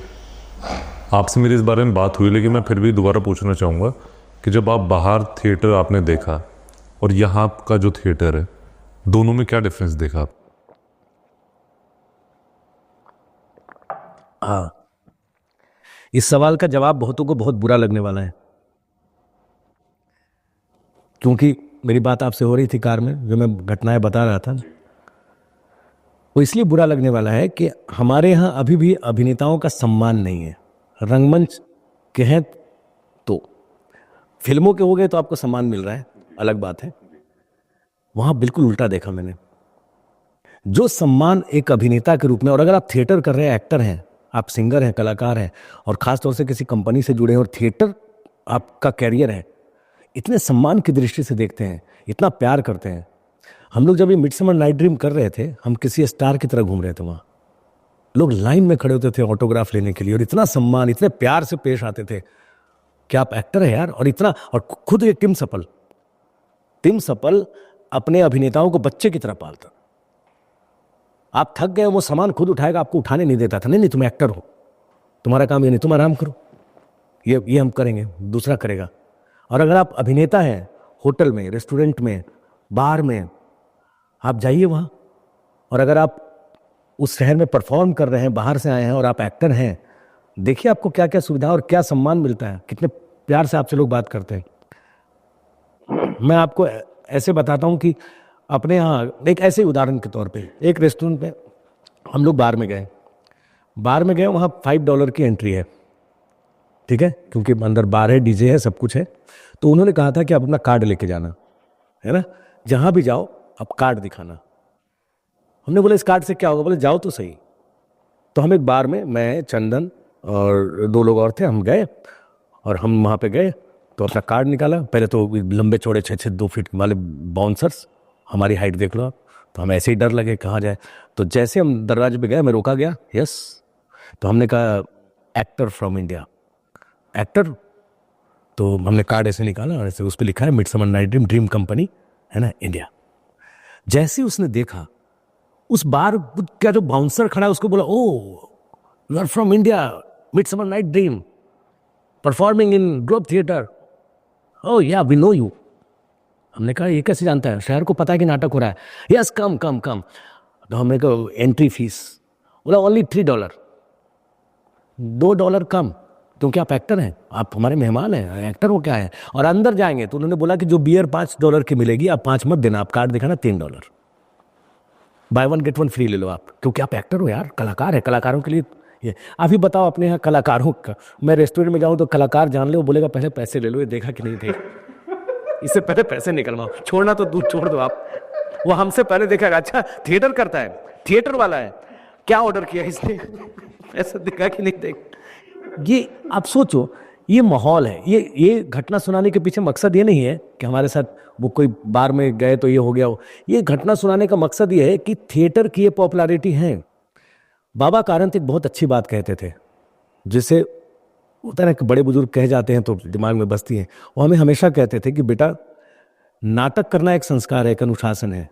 तुम्हें जितना ये सीखना है, तुम्हें ऑडियंस को भी नाटक देखने की कला सिखानी, ये भी तुम्हारी जिम्मेदारी है। ऑडियंस को भी संस्कारित करो, नाटक देखें कैसे, इसका भी तुम्हें ध्यान रखना चाहिए।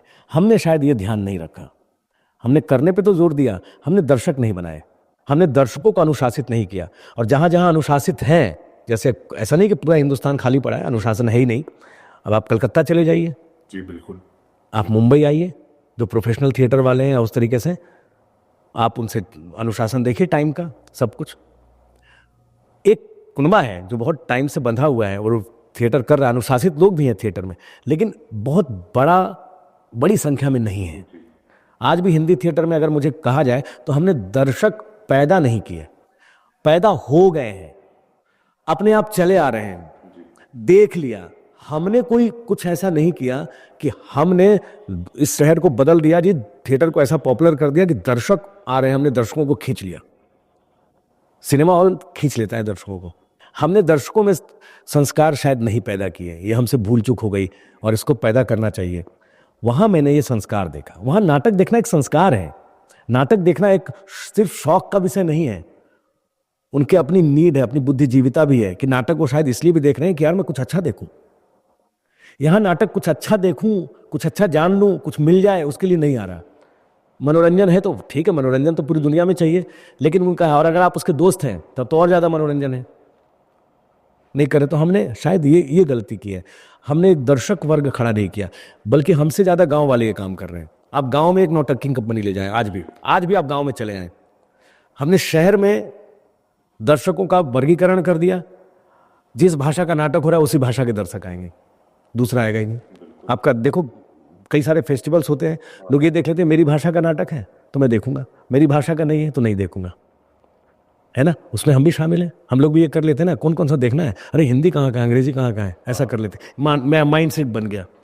अंग्रेज को नहीं देख रहा था वहाँ, हमारी तो कोई भाषा ही नहीं थी। हम तो मिडसमर नाइट ड्रीम कर रहे थे, आधे लोग अंग्रेजी में बोल रहे हैं, आधे संस्कृत में बोल रहे हैं, आधा बांग्ला बोल रहा है, एक मराठी बोल रहा है, एक बोल रहा है, और भीड़ अकूट है। और वहाँ मैंने ये देखा कि जो बहुत सारे थिएटर जो बहुत साल से चले आ रहे हैं वहाँ, वो अन्य अन्य भाषाओं में है। जापान का कोई आदमी है तो वो भी जाकर के वो अंग्रेजी थिएटर देख रहा है, कोई अफ्रीका का है तो वो भी आ रहा है, और कोई अंग्रेज है तो वो भी आ रहा है। वो इसलिए नहीं आ रहा है कि सिर्फ वो अपनी भाषा में नाटक देखना है, उसको उसको नाटक देखना है, उसको कुछ ऐसा देखना है जो मंच पे हो रहा है, वो कुछ देखना चाहता है। अच्छा, अपने यहाँ ये संस्कार अभी पैदा नहीं हुआ है, शायद उसमें हमारी भी गलती है।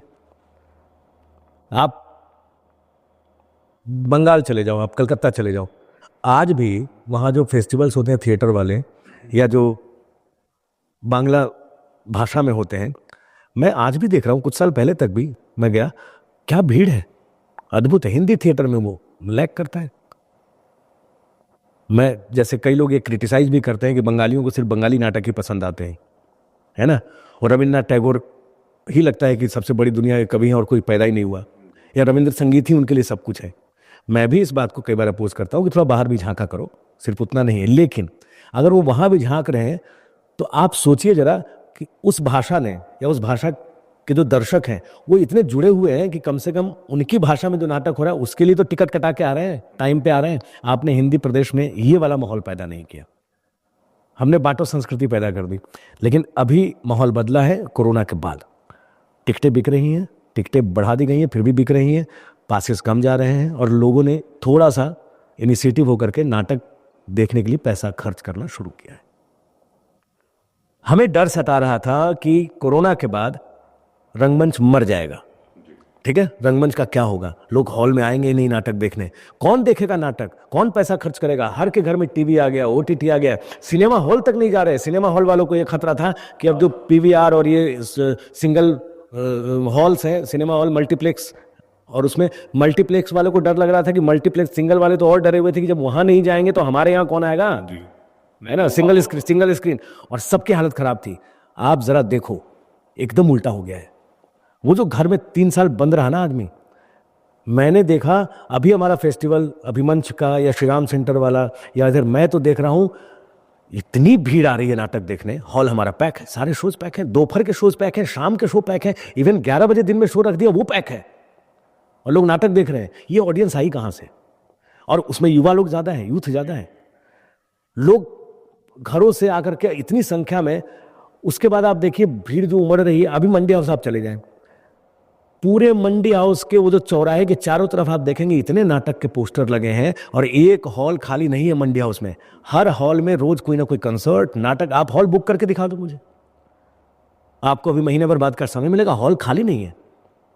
हॉल जबकि महंगे हो चुके हैं, 30,000 वाला 70,000 हो चुका है, फिर भी बुक है। और नाटक ऑनलाइन आप सिर्फ देखो ना, प्ले दिल्ली में होने वाले प्लेस टाइप करो, कितने नाटक। तो अगर रंगमंच मर ही रहा था, रंगमंच खराब हो गया था और सब इतना डर सता रहा था, उसी से दुगना ताकत लेकर के, और ऑडियंस पक चुकी है, दुगनी ताकत से लोग थिएटर कर रहे हैं और बहुत हो रहा है। आपने बताया, अरे बाप, हमने आपसे मेरी बात हुई तो आपने बताया कि आपसे 2 साल के लिए मुंबई गए थे, और उस 2 साल के काम को करने में आपको 12 साल। देखिए पहली बार एक और इंटरव्यू मेरा कुछ हुआ था जहां मैंने थोड़ी सी इस पे चर्चा की थी, बहुत बातें नहीं की थी मैंने। आज से 4 साल पहले इस बारे में बात हुई थी, और ऑनलाइन जो चल रहा था ना ये सब, उस बीच में कोविड इफेक्ट।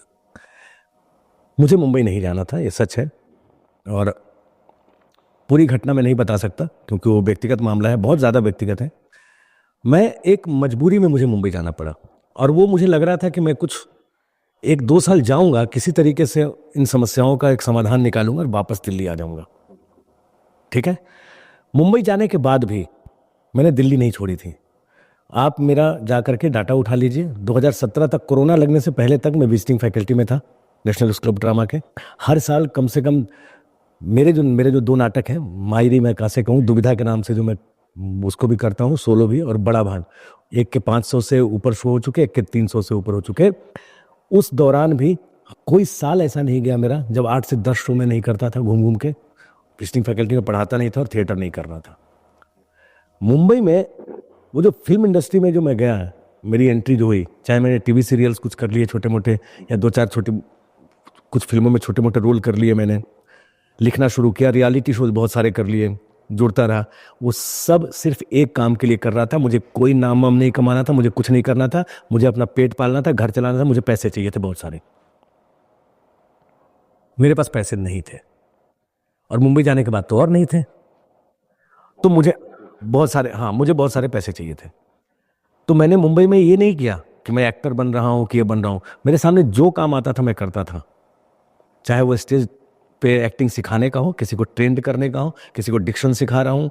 अब सारे काम आप बता नहीं सकते लोगों को, जो दिख जाता है वो लोगों को लगता है कि हो रहा है, तो मैं किसी को बताता नहीं था। किसी के लिए कुछ लिख रहा हूँ, किसी के लिए पायलट लिख दिया, घोस्ट राइटर बन गया, किसी को सजेशन दे दिया, किसी के लिए एक छोटा सा आइडिया दे दिया। धीरे धीरे मुझे समझ में आया कि एक्टिंग से ज़्यादा पैसा लिखने में है। और मैंने वो जितने रियलिटी शो रहे थे, धीरे धीरे जान पहचान बढ़ी। मेरे कई जूनियर वहाँ, जिसमें 2 लोग मतलब उनको मैं अपना गुरु मानता हूँ कि उन्होंने मुझे फिल्म इंडस्ट्री में टेलीविज़न क्या होता है समझाया, इनामुल हक और हेमंत खेर। एक जी टीवी में बहुत अच्छा काम कर रहे थे और एक उधर सोनी में बहुत अच्छा काम कर रहे थे, स्टार प्लस में। वो लोग मिले, उन्होंने मुझे बच्चे की तरह, इन हेमंत खेर ने और इनाम ने, इन लोगों ने समझाया कि टेलीविज़न लिखते कैसे हैं, और लिखने से बहुत पैसे मिल रहे थे। फिर मैं धीरे धीरे, दिमाग तो थोड़ा चलता ही है मेरा, सीख जाता हूँ, लर्नर हूँ, फास्ट लर्नर हूँ, तुरंत सीख जाऊँगा। तो सीख गया और उन लोगों के सानिध्य में रह के मैंने टेलीविज़न बहुत किया। मेरा ये टारगेट था कि मैं जल्दी से जल्दी यहाँ से निकलूँ। लोग मुंबई पैसा कमाते हैं इसलिए कि मुंबई में टिक सकें।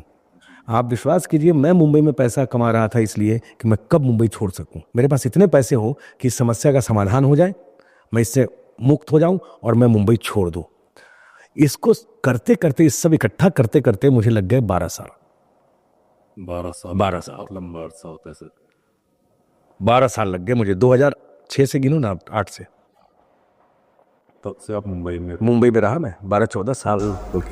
और आप मुंबई में कहाँ थे, कहाँ रहते? पहले मैं गोरेगांव में था, उसके बाद मैं मीरा रोड में रहा, फिर वहाँ घर खरीदा। और मुंबई में भी जब किया तो मैं कुत्ते की तरह वहाँ भी काम किया, मैंने कुत्ता बना मैं। बहुत अपमानित हुआ, और उस अपमान की वजह ये नहीं थी कि मैं काम नहीं कर पा रहा था, मैं हर वो काम कर रहा था जो मुझे नहीं करना था।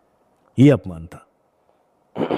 मुझे नहीं करना था ये टीवी सीरियल, मुझे करना थिएटर, मुझे नहीं लिखना था ये, मुझे नहीं करना था, लेकिन सामने पैसा दिख रहा था। कितना मुश्किल होता है? बहुत मुश्किल होता है कि क्योंकि जो खासकर टीवी सीरियल्स के बारे में जो सुनने में आता है कि सुबह से लेकर शाम तक की एक शिफ्ट होती है, लोग डिप्रेशन में भी चले जाते हैं करते करते। कोई कैलेंडर नहीं है, कोई घड़ी नहीं है उनका, दिन रात का पता नहीं है। अगर आप एक टीवी सीरियल कर रहे हैं और आप उसमें लगातार 6 महीने या 10 महीने शूटिंग कर रहे हैं, तो आप ये भूल जाइए कि चावल का दाम कितना है और तेल कितने भाव आ रहा है और बाहर दुनिया में क्या चल रहा है। हो सकता है आलू का, प्याज का आपको पता ही नहीं हो, क्योंकि वो एक उनका बना हुआ, उसमें आप निकल नहीं सकते अनलेस कि आप बहुत बड़े स्टार बन गए, अपने हिसाब से, आपके हिसाब से शेड्यूल बन रहा है, नहीं तो आप दिन और रात का पता आपको नहीं है। और मैं ये सब नहीं करना चाहता था। तो मैं जब अपमान की बात कर रहा हूँ अपने, कि मैं अपमानित होता था, तो ऐसा नहीं कोई मुझे गाली दे रहा है, या ऐसा नहीं कोई कह रहा है कि तू बड़ा खराब काम कर रहा है। काम कभी खराब नहीं किया, और जहाँ जहाँ किया वो अच्छा काम किया और रेपुटेबल काम किया। वो डाटा, आप मेरा मुंबई वाला डाटा उठाएंगे तो मैंने जितने प्रोडक्शन हाउस के साथ काम किए, अच्छा काम किया, और सारे बड़े रियलिटी शो कर रहा था। वो कहीं लिख रहा था, कहीं समझा रहा था, कुछ पढ़ा रहा था, जो भी कर रहा था अच्छे लोगों के साथ कर रहा था, बड़े प्रोडक्शन हाउस के साथ। एज एन एक्टर भी कर रहे थे आप उस समय? एक्टर भी करना पड़ा, कुछ पैसे मिल गए थे ज़्यादा, कई बार फंस गया, कई बार हमने खुद ही किया और एक्टर नहीं आया तो वो भी करना पड़ गया कि चलो ये सीन हम ही कर लेते हैं, क्योंकि एक्टर ही नहीं आया जो हायर हुआ था। तो लिखता चला गया। तो जब मैं बोल रहा हूँ कि अपमान, हर वो काम करता चला गया जो मैं नहीं करना चाहता था। ये बहुत बड़ा बोझ था मेरे ऊपर कि ये काम मैं नहीं करना चाहता हूँ, लेकिन मुझे करना पड़ रहा है। वो एक अपमान मेरा खुद का था और मैं उससे निकलना चाहता था। सर, जब आप ये बात बता रहे हैं, आपके गुरु जिनकी आप बहुत रिस्पेक्ट कर रहे हैं, कि जो आपके सीनियर थे, आपने उनके बारे में बताया कि जो एज ए राइटिंग के दुनिया में आपको लेके गए टीवी सीरियल्स के लिए, आज वो खुद मुंबई में वहीं रहते हैं और बहुत बढ़िया काम करते हैं और बड़ा नाम हो चुके हैं वो आज की तारीख के। दोनों ने बहुत अच्छा काम किया, इनाम भी, जूनियर है मेरी, जब जूनियर है आपके, पूरा गुरु है वो। तो उस समय जब वो आपके साथ रहते थे और आप इस तरीके से खुद को अपमानित महसूस करते थे, तो क्या आप उनसे शेयर नहीं करते? शेयर करते थे, उनको पता था, वो मुझे समझाते थे। उन्हें यार कहाँ फंसा हूँ, गाली देता था ना, वो भी गाली दे, मैं भी गाली देता था 4। वो भी खुश नहीं थे उस काम से? उन्होंने कैरियर चुना था वो कि ये करना है, मैं कैरियर थोड़ी चुन के गया था। मैंने कहा ये नहीं करना है, क्या है यार, नहीं ऐसे। कह रहा दादा चुपचाप रहो, पैसे मिल रहे ना आपको, आपको पैसे चाहिए ना, महीने का 2.5-3 लाख रुपए नहीं चाहिए? 4 दिन काम करना है, फिर 2 दिन आराम करना है, ऐसे करके, और फिर 4 दिन शूट करना है। वो पूरा समझाते थे मुझे, चुपचाप पैसे लो ना यार, क्या बकवास कर रहे हो आप, कोई अच्छा काम मिलेगा कर लेना, अभी कर लो 3 महीने, 21 एपिसोड फिनाले खत्म, 26 एपिसोड निपटाओ, ठीक है ना, 6 महीने का कॉन्ट्रैक्ट खत्म करो, 6 महीने में 6 लाख 8 लाख अंदर करो, 3 महीने में खत्म करो ना काम। वो समझाते थे, फिर मैं समझता था कि हाँ, फिर कहते नहीं यार अच्छा, वो मुझे गाली दे के समझाते थे कि मत करो, ये करो, आप चुपचाप काम करो, ये बकवास मत करो, कर लो, क्या करोगे नहीं तो। वो जानते थे मुझे, ये थिएटर वाला आदमी है, ये क्या करेगा, और पैसे इकट्ठा करेगा फिर थिएटर में खर्च कर देगा, और वही होता था। मैं जैसे ही 6-7 लाख 8 लाख रुपए आ जाते थे मेरे पास, तो मैं छोड़ देता था।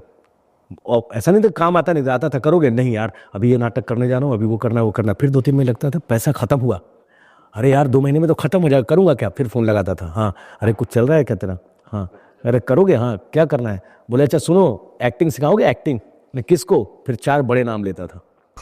आप उनमें से एक नाम लेंगे? जिनको आप पर्दे पे देखते हो, जो वहाँ है टेलीविजन पे, बोल रहा है कल से रिहर्सल है, आ जाओ, कुछ नहीं करना, हफ्ते में 5 दिन रिहर्सल कराना है तुम्हें, ठीक है। वहाँ पे समझो थिएटर ही कर रहे हो, बस शूटिंग हो जाएगी, इधर रिहर्सल करा रहे हो, उस कैमरा लग जाएगा, समझ लो नाटक डायरेक्ट कर रहे हो, आ जाओ। बोले कितना मिलेगा, बोले 2.5 लाख, मैं आता हूँ। कितना ही बजट है इस समय, इससे ज्यादा बजट नहीं है। पिछले बार में 4 मिला था, इसमें 2.5।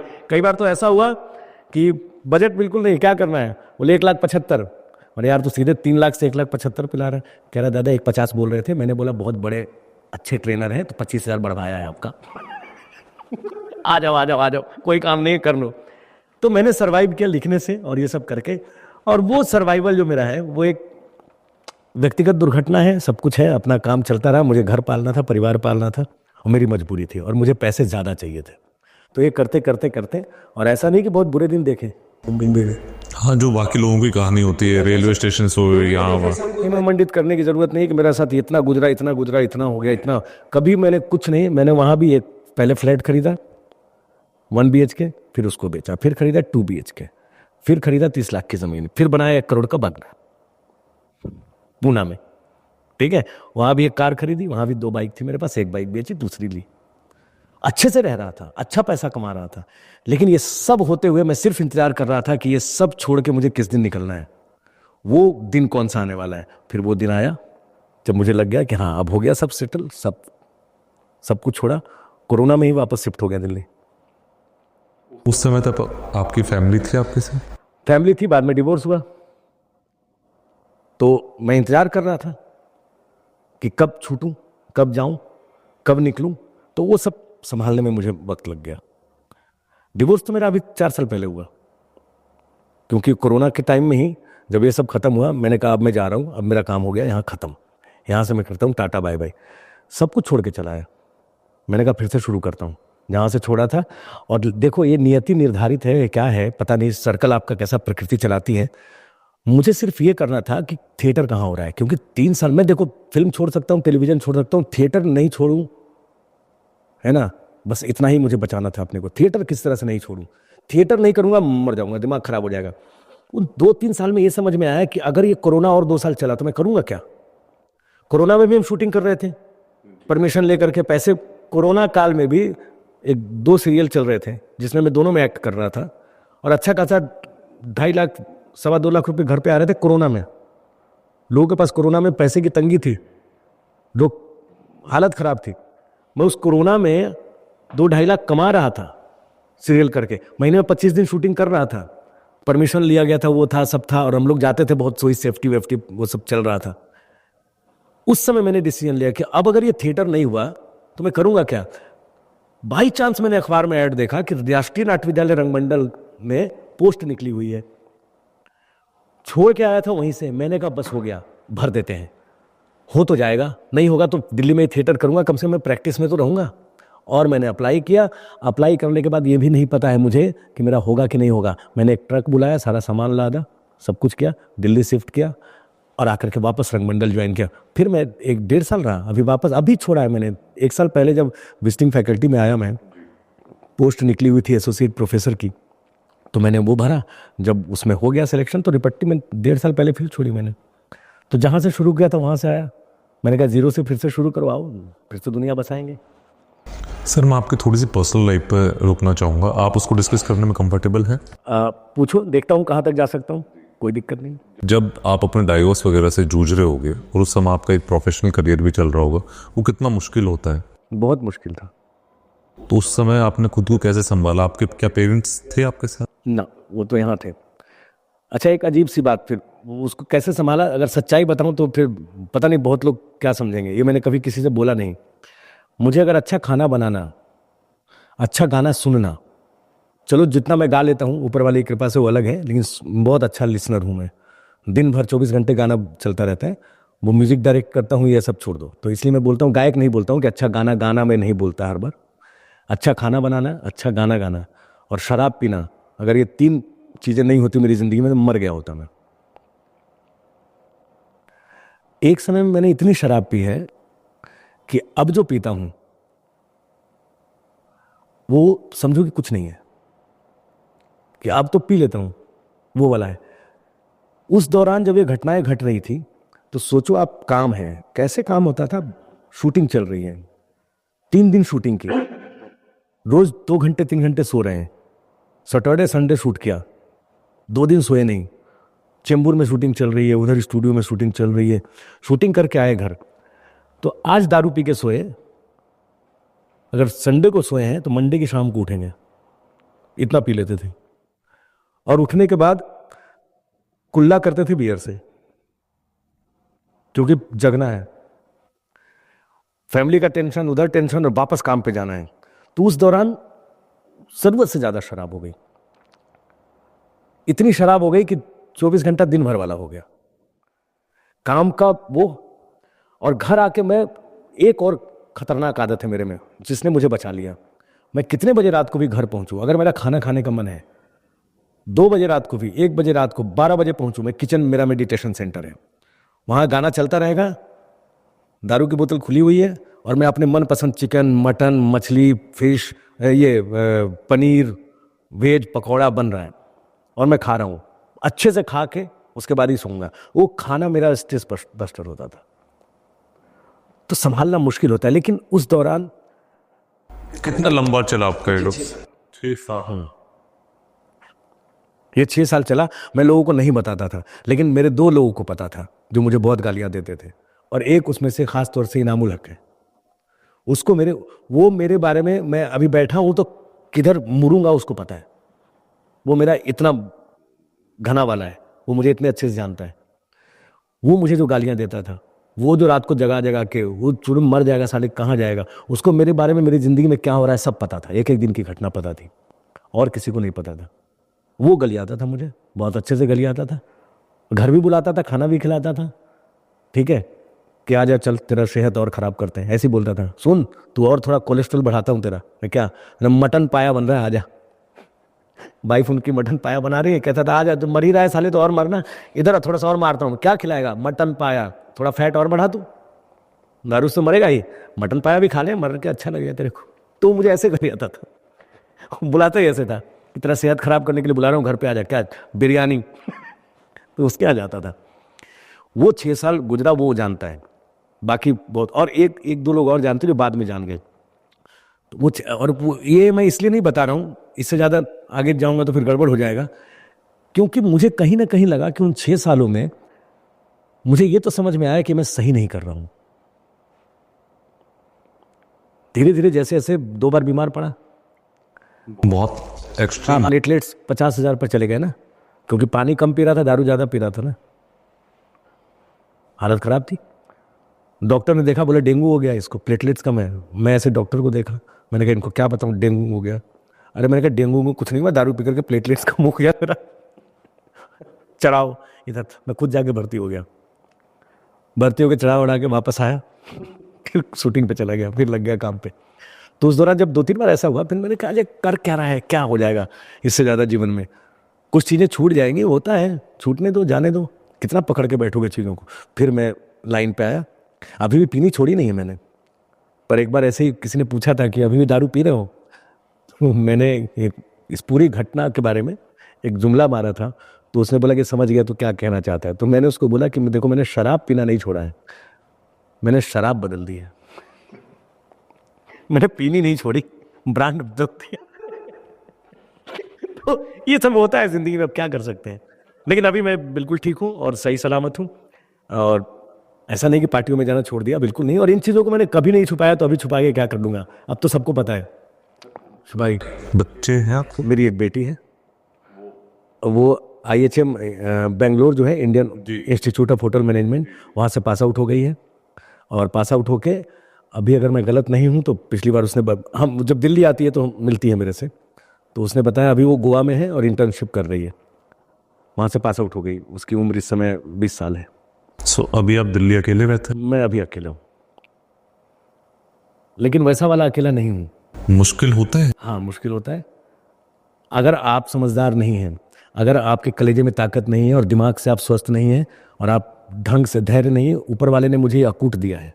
मेरे पास इतना धैर्य है, अगर मेरे पास धैर्य नहीं होता तो मैं कब का मर गया होता। कितना धैर्य है मेरे पास कि मैं मरने का भी इंतजार कर सकता हूं, कि मरना है, कब मरना है, 10 दिन बाद, अच्छा ठीक है इंतजार करते, मैं 10 दिन आराम से चुपचाप इंतजार करूंगा, हड़बड़ाऊंगा नहीं, 10 दिन है मेरे पास। तो उस धैर्य ने मुझे बचाया, मेरे गाने बजाने में बचाया, और सबसे बड़ा योगदान जो रहा बचाने में दोस्तों का। मेरे 2-4 दोस्त ये है ना, 3-4 जो जिनके नाम लिए और दिल्ली में हैं, अनिल है, राजेश हैं, सब पिछले 25 साल से हैं मेरे साथ। ये जो दोस्तों का मेरा सर्किल है, ये जो मटर गश्ती है, ये जो गाना बजाना है, इसने बचाया। क्योंकि इस NSD के साथ NSD से जुड़े हुए हैं, कुछ एजेंसी से बाहर भी हैं, म्यूजिशियंस हैं, गाना गाते हैं, अच्छा सब कुछ है, मेरे घर में आना जाना है उनके घर में, बल्कि उन्होंने कई बार रहने की इंतजाम किया कि चलो ये मकान ले लो, ये कर लो। ये जो दोस्तों का सर्कल है ना, ये जो दोस्तबाजी है मेरी, और वो खतरनाक वाली है, ऐसी वैसी नहीं है, अफलातून वाली है, मतलब एकदम बेशर्मी वाली दोस्ती है, उसने बचाया। करते करते फिर मैं निकला, तो अभी सब ठीक है, बहुत अच्छा है। बेटी भी आती है, मिल के जाती है, फैमिली अलग हो चुकी है, वो अब अलग अलग सेटल है, मैं अलग सेटल हूँ। लेकिन इसमें भी एक राज की बात है, जिसको मैं कह तो सकता हूँ और ज़्यादा नहीं बोल सकता, कि कई बार ये लोग कह रहे हैं कि अच्छा अब तेरी जिंदगी क्या चल रही है, या अकेले हो। मैंने बोला हाँ, अकेले मैं एक घर में रहता हूँ, अकेला नहीं हूं। समझ रहे आप, जिंदगी रुकती नहीं है, और वो प्रकृति ने वैसा ही किया, मुझे किसी ने बचाया। और 4 साल पहले जब मेरी बहुत बुरी हालत थी, तो किसी ने मुझे संभाल लिया। और अभी जो आपके सामने बैठा हूं, ये उसी की वजह से बैठा हूं। अगर मैं दिल्ली में इस समय बैठा हूं, दिल्ली आ गया, तो जिसने बचाया उसी की वजह से बैठा हूं। तो इसके लिए उनका शुक्रिया। जब भी वो सुने इस इंटरव्यू को, उनका नाम नहीं लूंगा, पर बचा लिया मुझे। और मैं तो अभी भी बोलता हूँ कि ये आगे की जो जितनी ज़िंदगी है, वो थिएटर में जो कुछ करूँगा वो सब आपके नाम है।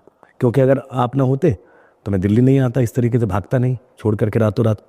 आप नहीं होते तो मैं थिएटर नहीं कर रहा होता दोबारा, मैं कहीं फिर दारू पी के मर खप रहा होता। लेकिन वो संभाल लिया, अच्छे से संभाला, इसके लिए बहुत बहुत धन्यवाद। अगर वो देखें तो। Sir thank you so much, आपने अपनी पर्सनल लाइफ भी हमारे साथ शेयर की, इसके लिए थैंक यू। तो चलिए इसी के साथ हम दिल्ली वाले टॉक का समाप्त करते हैं। तब तक के लिए जय हिंद।